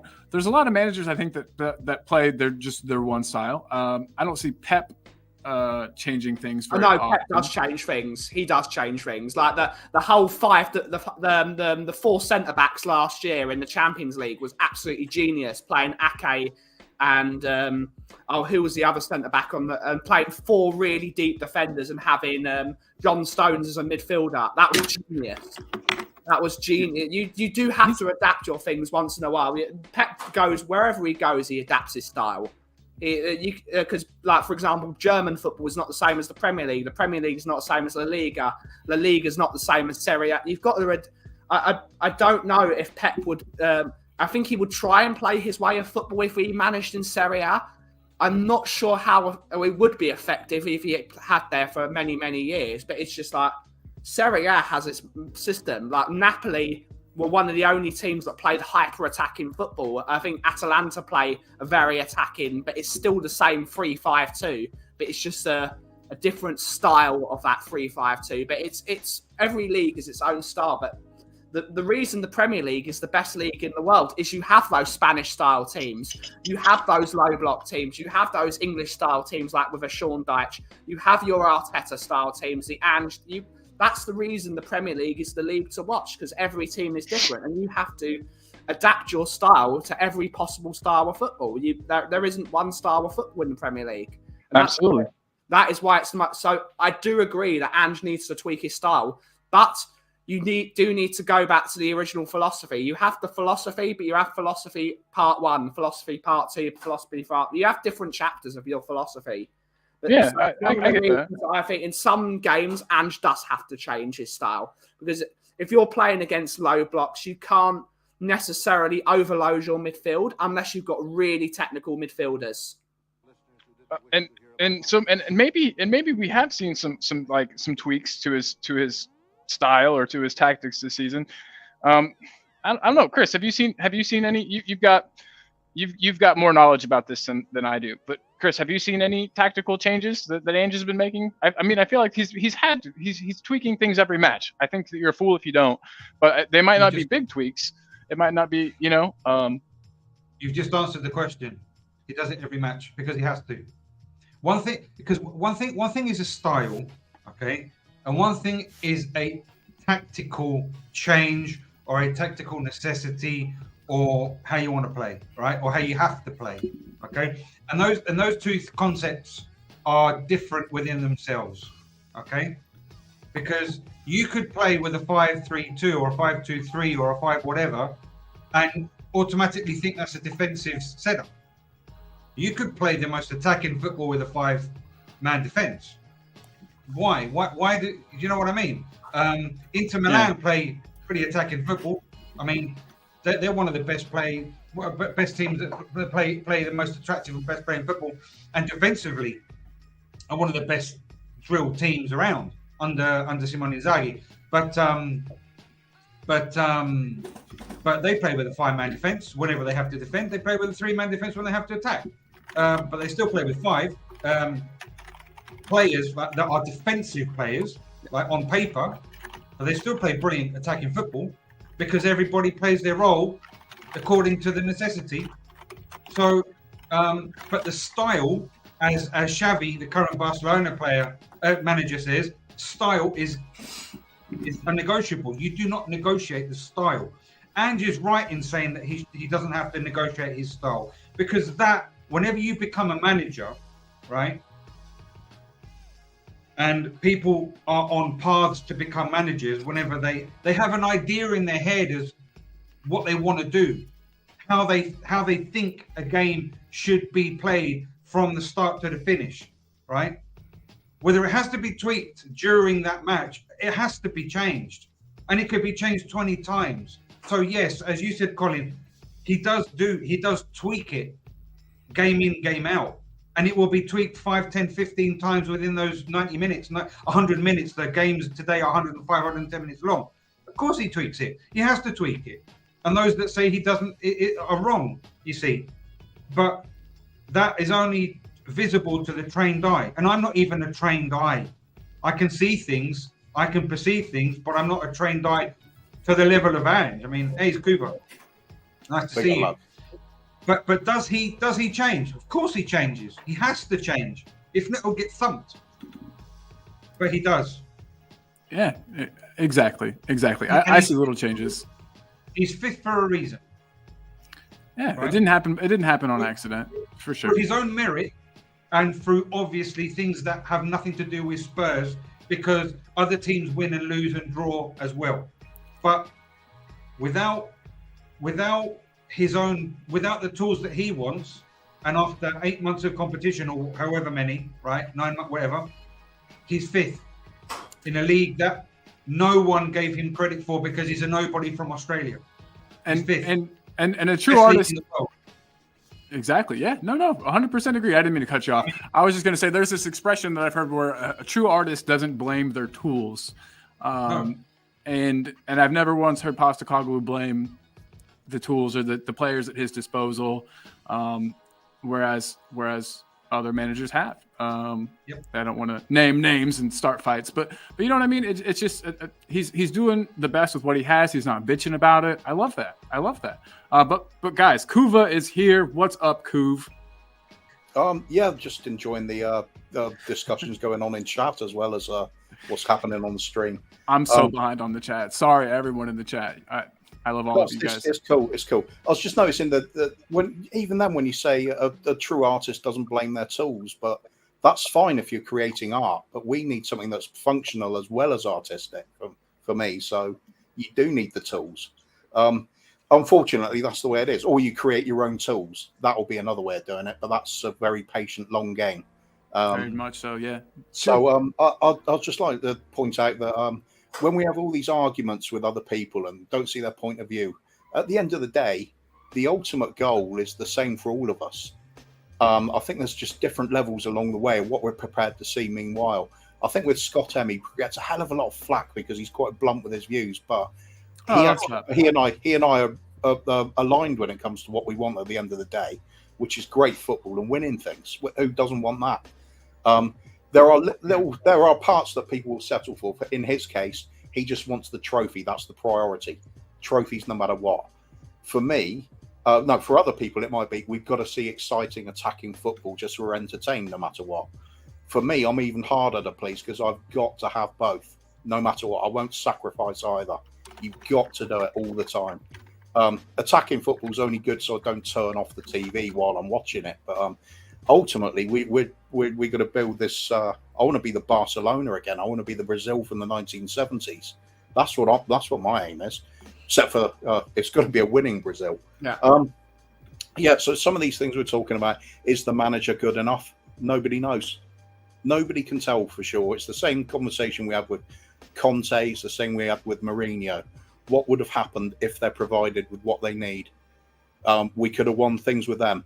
I think we can with Ange if we provide him with the things we need.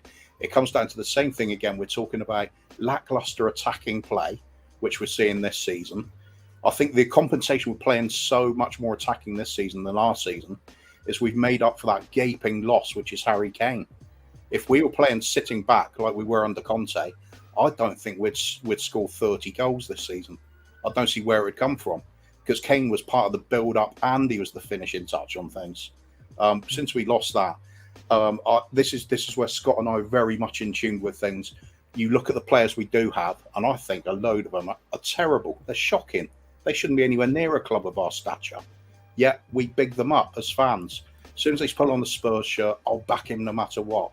And you get the likes of Timo Werner. Skip isn't good enough either, but he's a local lad, so people will get behind him. You've got to look sometimes to think, is this a player that gets into another club that's in the top 6 and wants to win trophies? No. That's where we're at.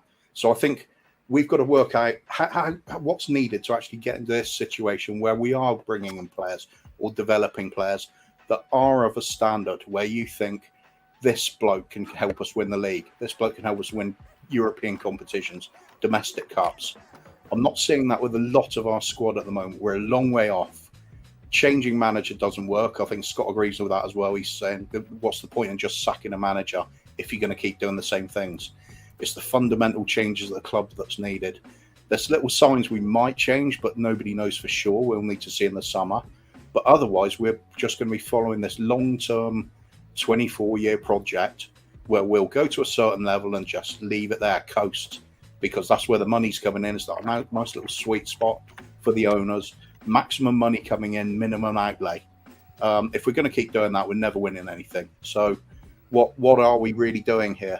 And I kind of get Scott's point then, is if you're going to actually be really ambitious, you go with those big name managers that win trophies. If that's what your objective is win trophies at any cost. Not Conte. We should have kept Mourinho in that case, because that is the one that not fired him right before a cup final. Yeah, exactly. Or just persevered with it. And if players didn't get on with him, get rid of those players, bring him what he needs. If you're really going for it, you do that. And that's if that you've got to sacrifice some of the football you might want to see, but it isn't going to happen necessarily because Mourinho does know how to mess around with the opposition, shut them down, really frustrate them into getting a trophy or something. But there'll be plenty of fans who'll be really happy with that. Yeah. Personally, I won't, because I'm really awkward to please in this respect. I will never sacrifice good football, but I get it when everybody else does. That's fine. I'll be happy for them. But I'm always want that little bit more. Like I said, if we're not Barcelona, prime Barcelona, I'm not happy. So there we go. That's my 2 cents on it, as you'd say, Colin. Yeah, can I just answer that? Yeah. It directly and indirectly went a bit towards me and Scott M. As I said before, and I addressed that. I don't know if you were listening or not, Cougar. And I've never had an issue with you. I think you're a great guy. I think everybody's great. Cool. But as I addressed it before, and I said I don't know anybody personally, so I've got no issue personally with anybody. It's just these comments that I've been seeing from Scott M for the last year that we're never going to do anything and we're never going to do, and it's all negativity. Yeah, I can be negative as well. Everybody can be negative, but when I'm not the Bible, I'm not, the godsend from anything, from anyone. I see football differently. I've played football. I'm not comparing myself now. I've played football since I was 4 years old. I'm a coach. I'm doing stuff. I was just doing an individual analyst course just now. When I saw that Colin was jumping on, I thought I'm going to have a break.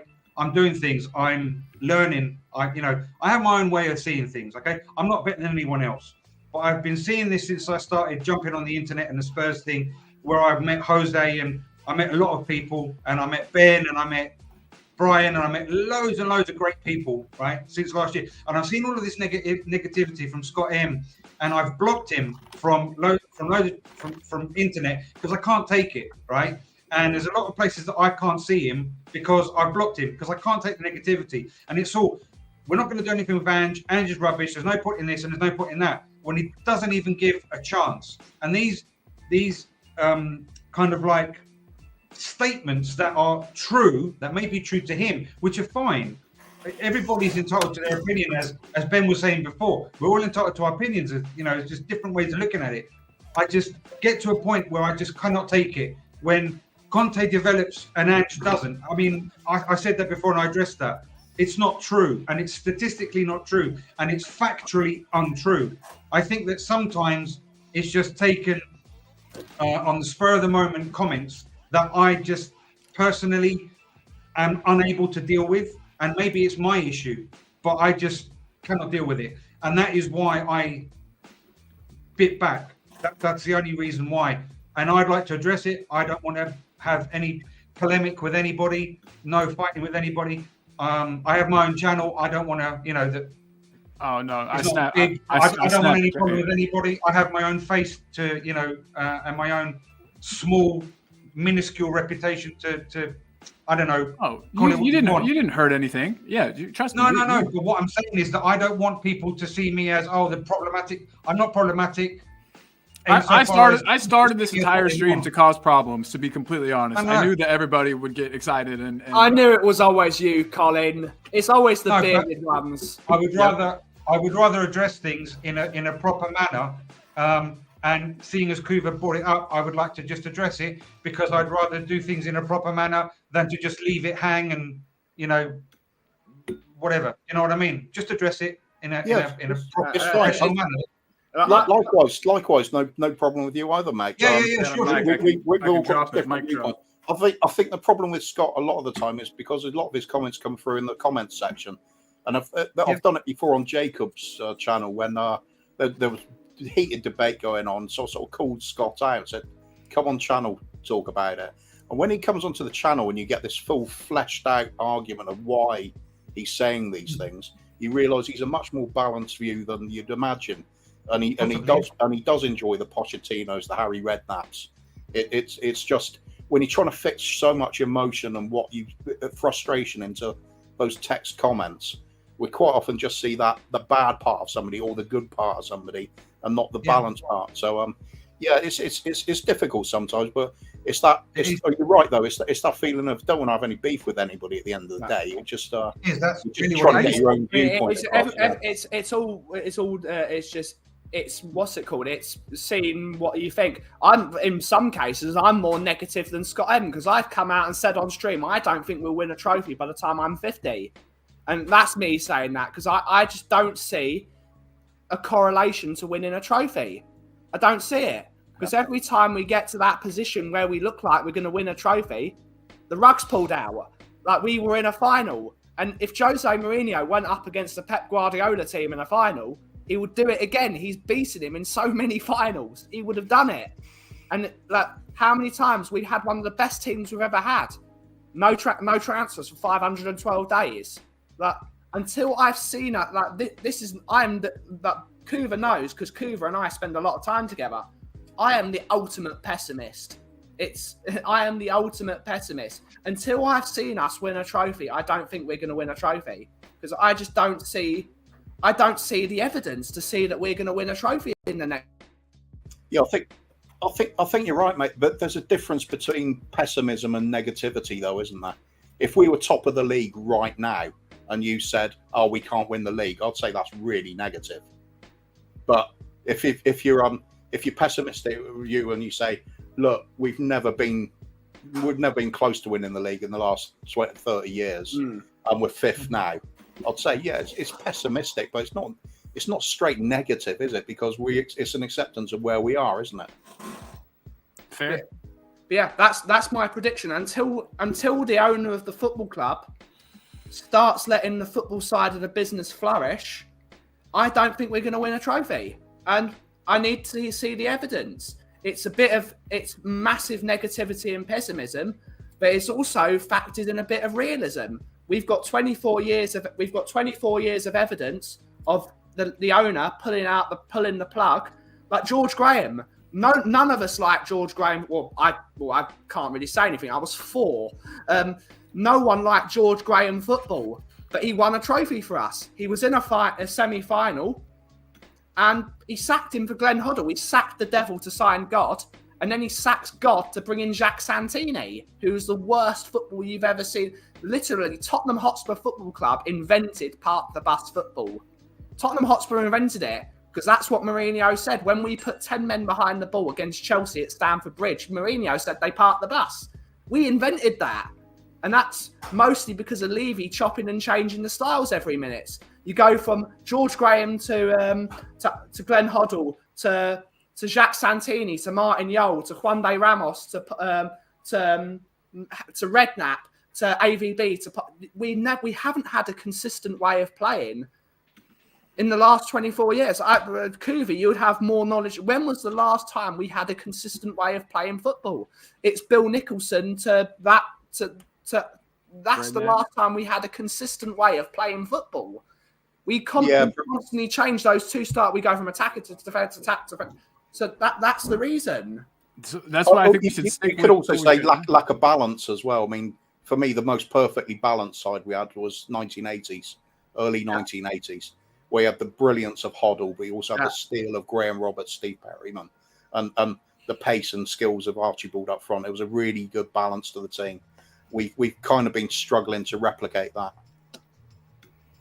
But even we went from like the 80s when we transitioned the awfulness of the 90s. We went from attacking managers. We went to Terry Venables that plays a very attacking style of football. Yeah. It was only when Sugar came in is when we went, we're going to have Christian Gross now, and then we're going. But even under Alan Sugar, at least we had 4 defense. We had Christian Gross, who was awful, but then we had a George Graham who played a very style of football. But at least George Graham had the credit in the bank to win a trophy.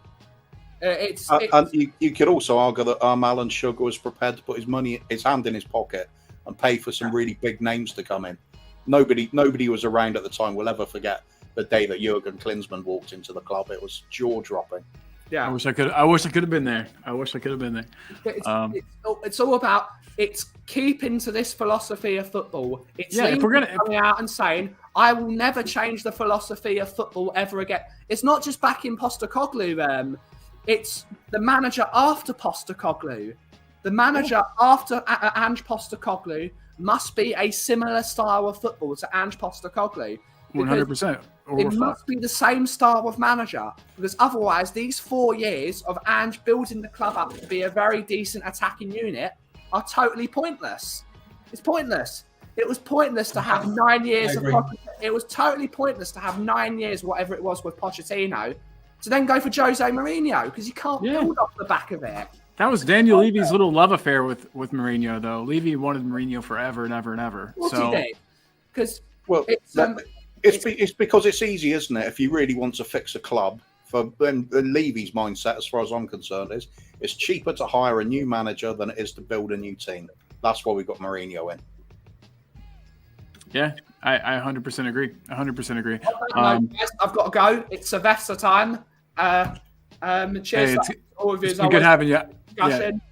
Hey, and everybody, guys, don't forget, we've got the link right here. Everybody, make sure you subscribe to Ben at the Coffee Company. There is the link, everybody. Next show is tomorrow, right, bro?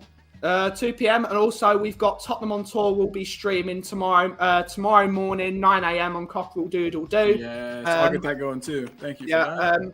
But just come and have a chat. It's always good fun. Always come and have a chat. You see me and Coover on a Wednesday with Brewing Bollocks. Always a funny show. And with Bobby. And just be good to each other. Everyone has a different opinion, and we all Absolutely. we all have disagreements. And the only way to do it is just talk it out. We all have different opinions, and that's the beauty of life, isn't it? Absolutely. Absolutely. There's the Tottenham on Tour link. Again, I will throw in the coffee company link. Everybody, just make sure you're out there supporting Ben, and let's also support each other. There's lots of channels, lots of us kind of smaller channels. Let's build each other up. Let's do this. So everybody. Cheers, everyone. Have a great rest of your day, and up the Spurs, Levy out, all that shebang. Thanks for coming in, man. I appreciate you. And then there were 3 guys. Sorry that I kind of baited everyone into getting into a fight today. Not exactly what I meant to do. But I saw the thing today, just comparing the 2 managers at this, at the same point in the season, and I was like, oh, that's interesting, and just wanted to talk about it. But I think that I don't know. I'll just say for myself in particular, I'm much more. I'm happy. It sucks how much football dictates my happiness, and I probably need to change that. And I have actually been trying to over the years, but I'm just much happier now. I wake up, there's a match to watch. They're in the morning for us here. I'm excited. I get excited again. I'm no longer afraid. It used to be I would get my hopes up to here, only just to be crushed down to the ground, into the dirt. And I feel hopeful and excited for once. Scott, I'm going to point you out one more time. I love you, but Scott saying that what happens in the lower leagues, that doesn't work in the the bigger leagues. Most managers, all managers, come from a smaller league to a bigger league. That's just how the progression of being a manager works. Mourinho came from Portugal. I know that he did well there. I know Portugal is maybe a bigger league compared to some of the leagues that Postecoglou's been at, but. Yeah, I just think, of course, a manager is going to come from a lower league. It's unfair to say a manager cannot succeed because they came from a lower sort of level background. But it's also unfair to say that they will succeed because they come from an equal one. That's fair. It's the Premiership. It's a different experience for everybody. Yeah. Nobody knows. That is totally true. Then you've got the Stade Reims manager, who is I can't remember his name. His name escapes me. He's basically come from playing Football Manager 23 or whatever it was, with basically no history whatsoever of managing anyone, and there he is in League One, or the McDonald's League, or whatever you want to call it this year, because they change year in year out their sponsorship, and he's doing a fantastic job, and no one ever knows, no one's even heard of him before, and I think anyone can do a brilliant job. Villas-Boas became a manager through his love of football, through meeting Bobby Robson in the lift, because he lived in the same building as Bobby Robson in Portugal, and his tenacity, his love of the sport, got him to where he was, and whether that was right or wrong, or just luck of being in the right place, right time, but he had to have something up here to be able to get him to Spurs, to Chelsea, to Zenit St. Petersburg, come on, you just don't do that through the luck of the draw. You've got to have at least something about it to do that, even I saw, was it today or yesterday? I'm not sure that is it the Northern Ireland boss, Kenny, whatever his name is being considered as Liverpool dark horse. And he's like 38 or 39 or something like that, I think, or 40. I can't remember. He's very young. So to take that job on, you think there are others more prepared that have been in higher leagues, but there he is. Anyone in today's game who is minimally prepared and is willing can do brilliant things. I'm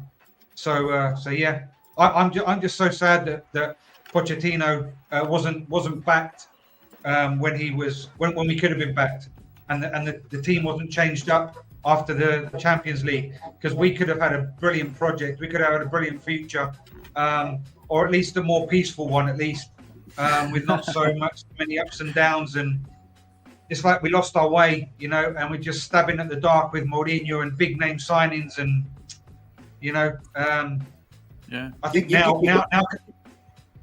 Sorry, yes, so you can take it back even further than that. I'll take it all the way back to Hoddle Enoch's first appointment. Yeah. Fernando Morientes and Samuel Eto'o lined up, and we end up with Postecoglou and Bobby Zamora and players like that. What if Odden was back? Yeah. Recent history, but I mean, Pochettino was a great man. I mean, whether you like him, whether you hate him, whether he's at Chelsea, this, that. Look, at the end of the day, it's football, right? And if the team was overhauled, if he had the backing that he really needed, everybody knows that he needed backing. The team needed overhauling. The players' mentality was on that final, and that hurt. That hurt every fan. What happened in that final? Oh yeah, I cried that day. It's fucking embarrassing, but tears.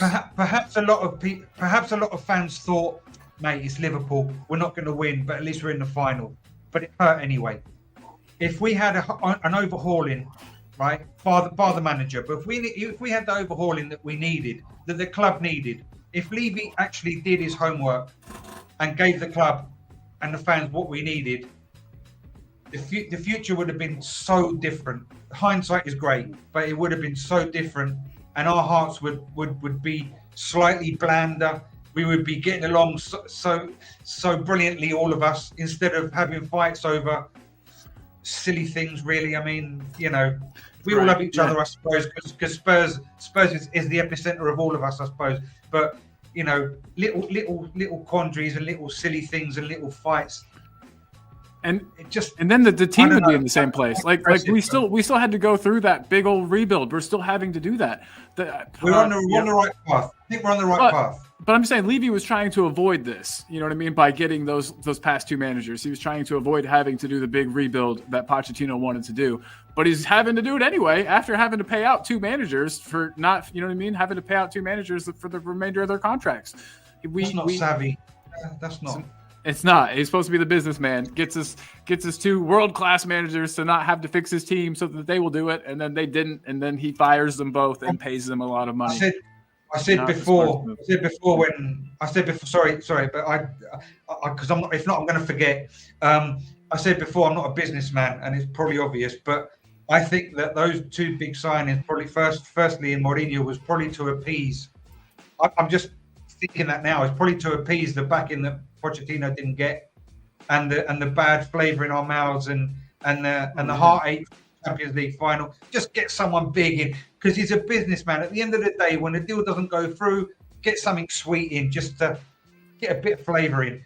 Just shut them up. Make everybody a little happier. Put a smile on their face. Get their minds off that bad shit. They'll forget about it in 5 minutes. Just give them a bit of a taster. Get Mourinho in. Oh, Mourinho, he's going to win us 17 titles a year. And what happens? Possibly that was a savvy Levy decision, because he's smart, he's shrewd, but it doesn't always go the way you want. And maybe some unknown Australian Greek or whatever the bloody hell he is will actually do it, because you don't have to be a big name to do things. I mean, football isn't always the biggest name. The best goal scorer will get you the 20 goals. Maybe the best adapted goal scorer will get you to the team, will get you the goals that you need. So, it's something you said a while back that was very true as well. It depends on what your state is on viewing the club at the moment. You said you don't like all the negativity, you try and stay away from all that and keep a positive outlook. But for me, the people know the change I went through from last season to this season. Last season I was completely broken about the club. I didn't even want to watch games anymore. Hated. I don't think you were watching, right? You. No, I wasn't. I literally would say what I'd made for a meal and which movie I'm going to watch instead. It just didn't appeal to me at all. I was gone, and I've carried that through to this season. The difference is, I saw Ange coming in, who plays the kind of football I want to see, and I saw the club doing a few little things behind the scenes where I thought maybe we might go in another direction. So I've just thrown myself into it like blind leap of faith, and I'm just going, Big Ange is the Messiah, and we're going to be the greatest. Because, like you said, I can't deal with being negative about the club anymore. I can't have all the pessimism anymore. It's just bad for my health. I realised I'm just not doing it. So I'm going to keep with it until such point as our chairman decides to change my opinion again, which, if I look deep down enough, that I know that's going to happen. But let's just hope for the best. Scott's opinions, again, we're going back to this again. And I'll say to Lee Smith as well, because he's a good bloke too, but He's saying, "What, why am I, getting on well with Scott or defending him?" It's because I've spent the time talking to Scott off stream. I know him a bit. We've been talking about all sorts of things, and he's a lovely bloke. And anybody that has I've will know known the for same years. thing. Well, So at when least a year, I 2 know years. when he speaks and says all these things in the comments, it's out of frustration. It's about from watching since the last 30 years with things not going the way he wants to see the club going. So I know he's angry about that. But underneath, this is a top bloke, a really nice bloke. So I'm really tolerant with what he says because I know where he's coming from. And that's the trouble with comment sections, isn't it? A lot of people don't know each other really. Yeah. Which is fine, Coop. I mean, I can on a personal level, and I'll go back to my experience with Scott. I've seen it from last year, and of course, I compare that to a lot with Cristiano Ronaldo and Mourinho. They seem so arrogant. They seem so up themselves, right? And really, off the pitch, they're probably the nicest people. They'll help you with they'll give you their last Rolo, and The last Rolo, I love it. They seem so different. And my experience is the comments. I haven't had the pleasure or the time or the common courtesy, even from my perspective, as you have had, or the luxury to actually delve into what Scott M is, or who he is. Sorry, not what I do apologize. Who Scott M is. So all we can do, like Lee, myself, many others that have openly criticised Scott, because all we see is the comments, and the comments is really what you are. Yeah. Is what you are. Is the name of your brand. Is the name of your person. You are what others see. You're right. You're right. Oh, sorry. I was going to say, no. You're absolutely right, because I'll apply that to Jose Mourinho. I never wanted him at the club. Totally against his style of football. Not bothered. And the weird thing was while he became liked him when he came. unpopular, while the wheels fell off and he became more unpopular with some of the fans, I watched that documentary, the All or Nothing one, and I saw what he was like behind the scenes. And as he was losing his popularity, I was liking him more and more. I thought this is a really good bloke. I hope he stays, but I liked all the stuff that he did for the community. I like how involved he got during all the COVID stuff. Little things like turning up at Regulon's door with like the roast under his arm, sort of thing. It's like a little bit of a present. I thought that's a really nice touch. What a good bloke. But strange. You're right though. As you said, you can't really tell what somebody's like unless you get to know them a bit, and you just can't on the street. I think there is another one. Coop, and Colin, and everyone who's interested that may have not seen it. That I think it takes the camera, the documentary, those who are filming it around to Duval, where he's from and where his father trained, and and the work he did with disabled children, and you know what I mean. He was something like that. What it does is it humanizes. It makes him human. Yeah.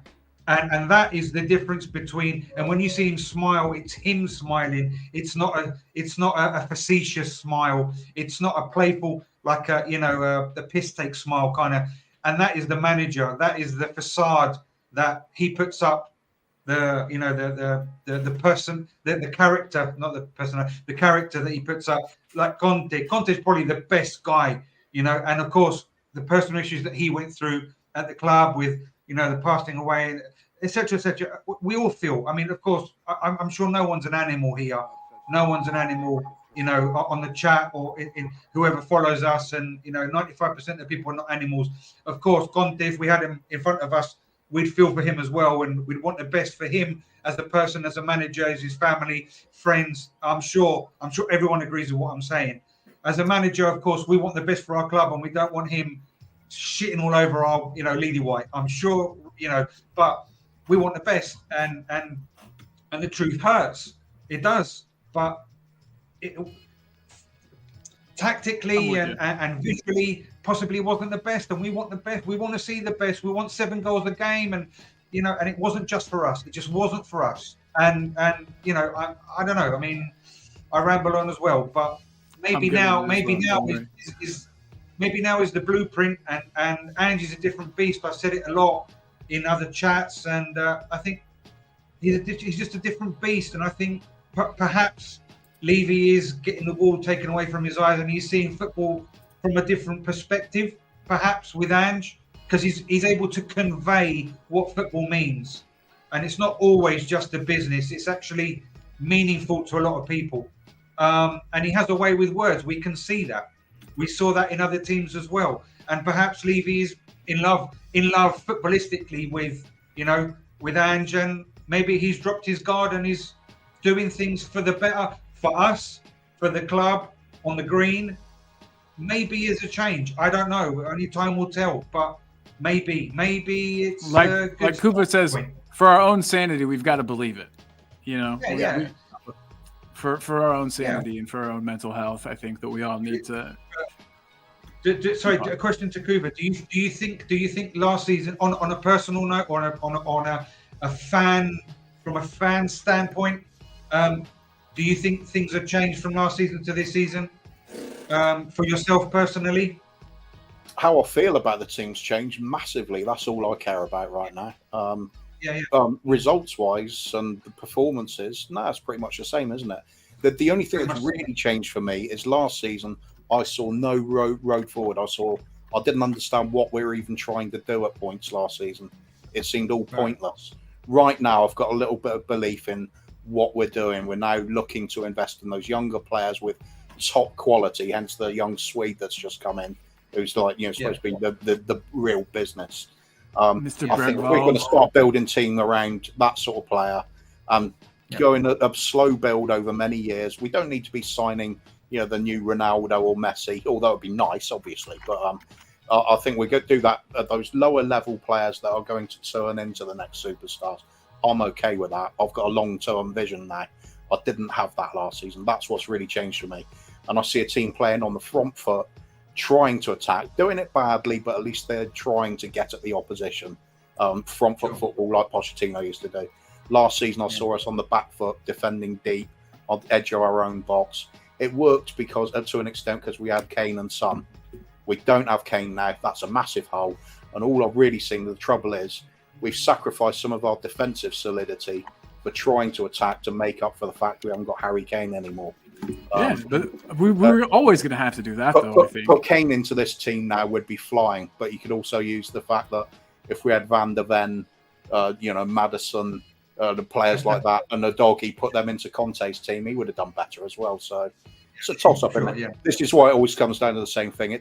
The manager ultimately doesn't matter too much. It's what the chairman decides he wants from the club and what we do about it with terms of transfers. That's the only bit that matters to me. I'm seeing something here, but I don't know. It's that leap of faith.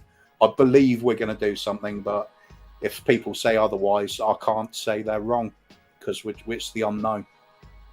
Yeah. Well, I mean, it sounds to me from that response that it's an improvement from last year globally. It's an improvement. So there's no sort of evidence for it. You can just say what you feel about what he's saying. Can you see the little things you want? Yeah. It's positive, at least it's a positive step from last year, at least, which is good. Anything positive is good. So yeah, I'm glad to hear that, at least anyway. Yeah, thank you. Scott, I do have a new number. I'll just put it in here. I don't even care. Sorry, Scott thought. Yeah.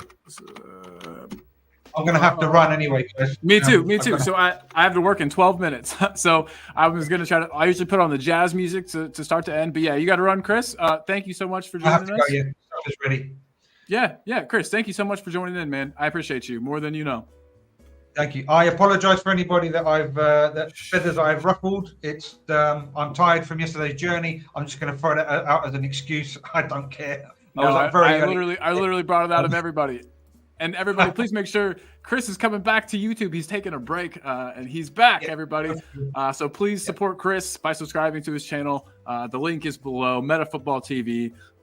Everybody, please go and check Chris out. He's got some content coming out soon. I would, yes. Click the bell, and you'll know when he goes. Cooper, I never know where to find you. I would like you to collaborate with me, at least on a guest level.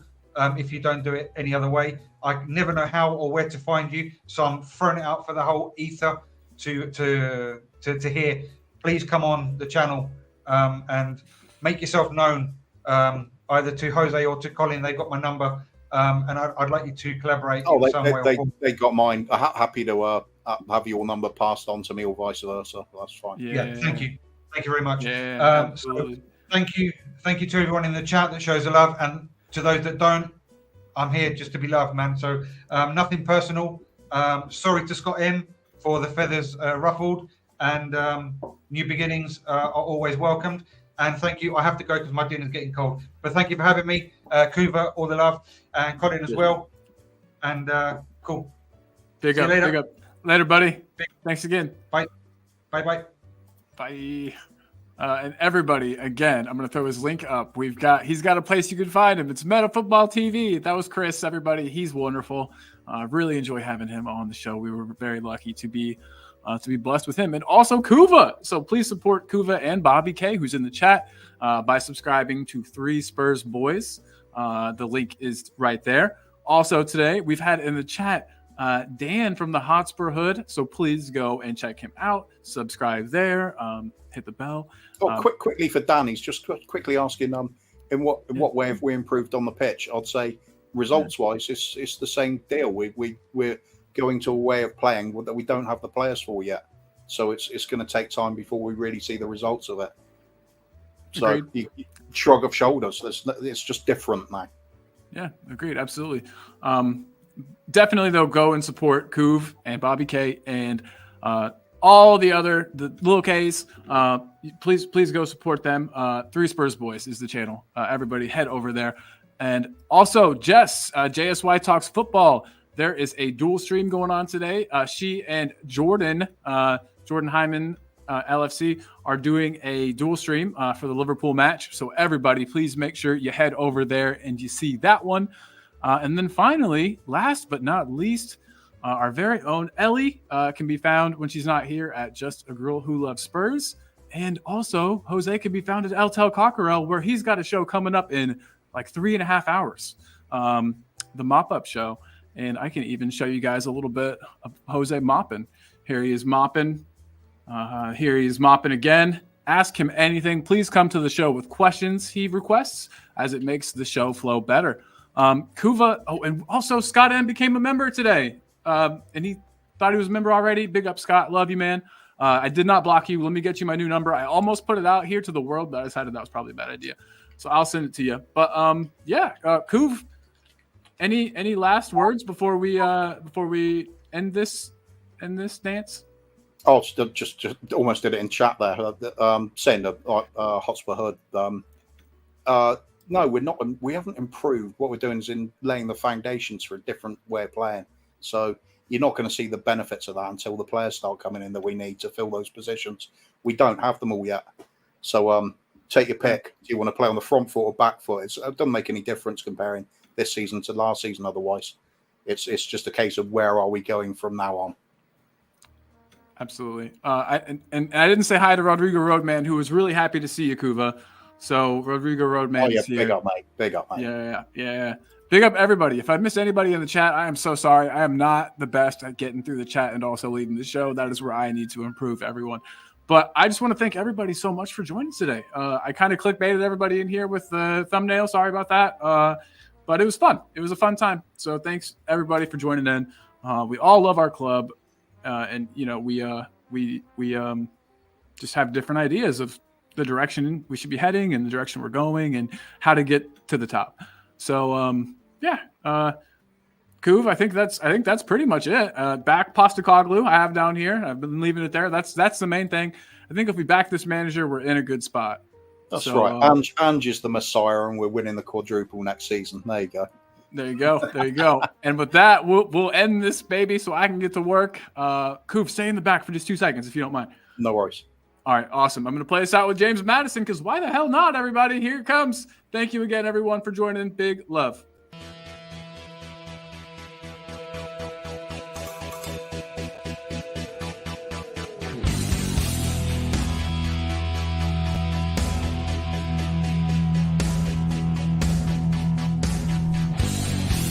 My team has got James Madison, James Madison is what we need. Whoa, thank God we got James Madison. This kid plays ball like you would never believe. Whoa.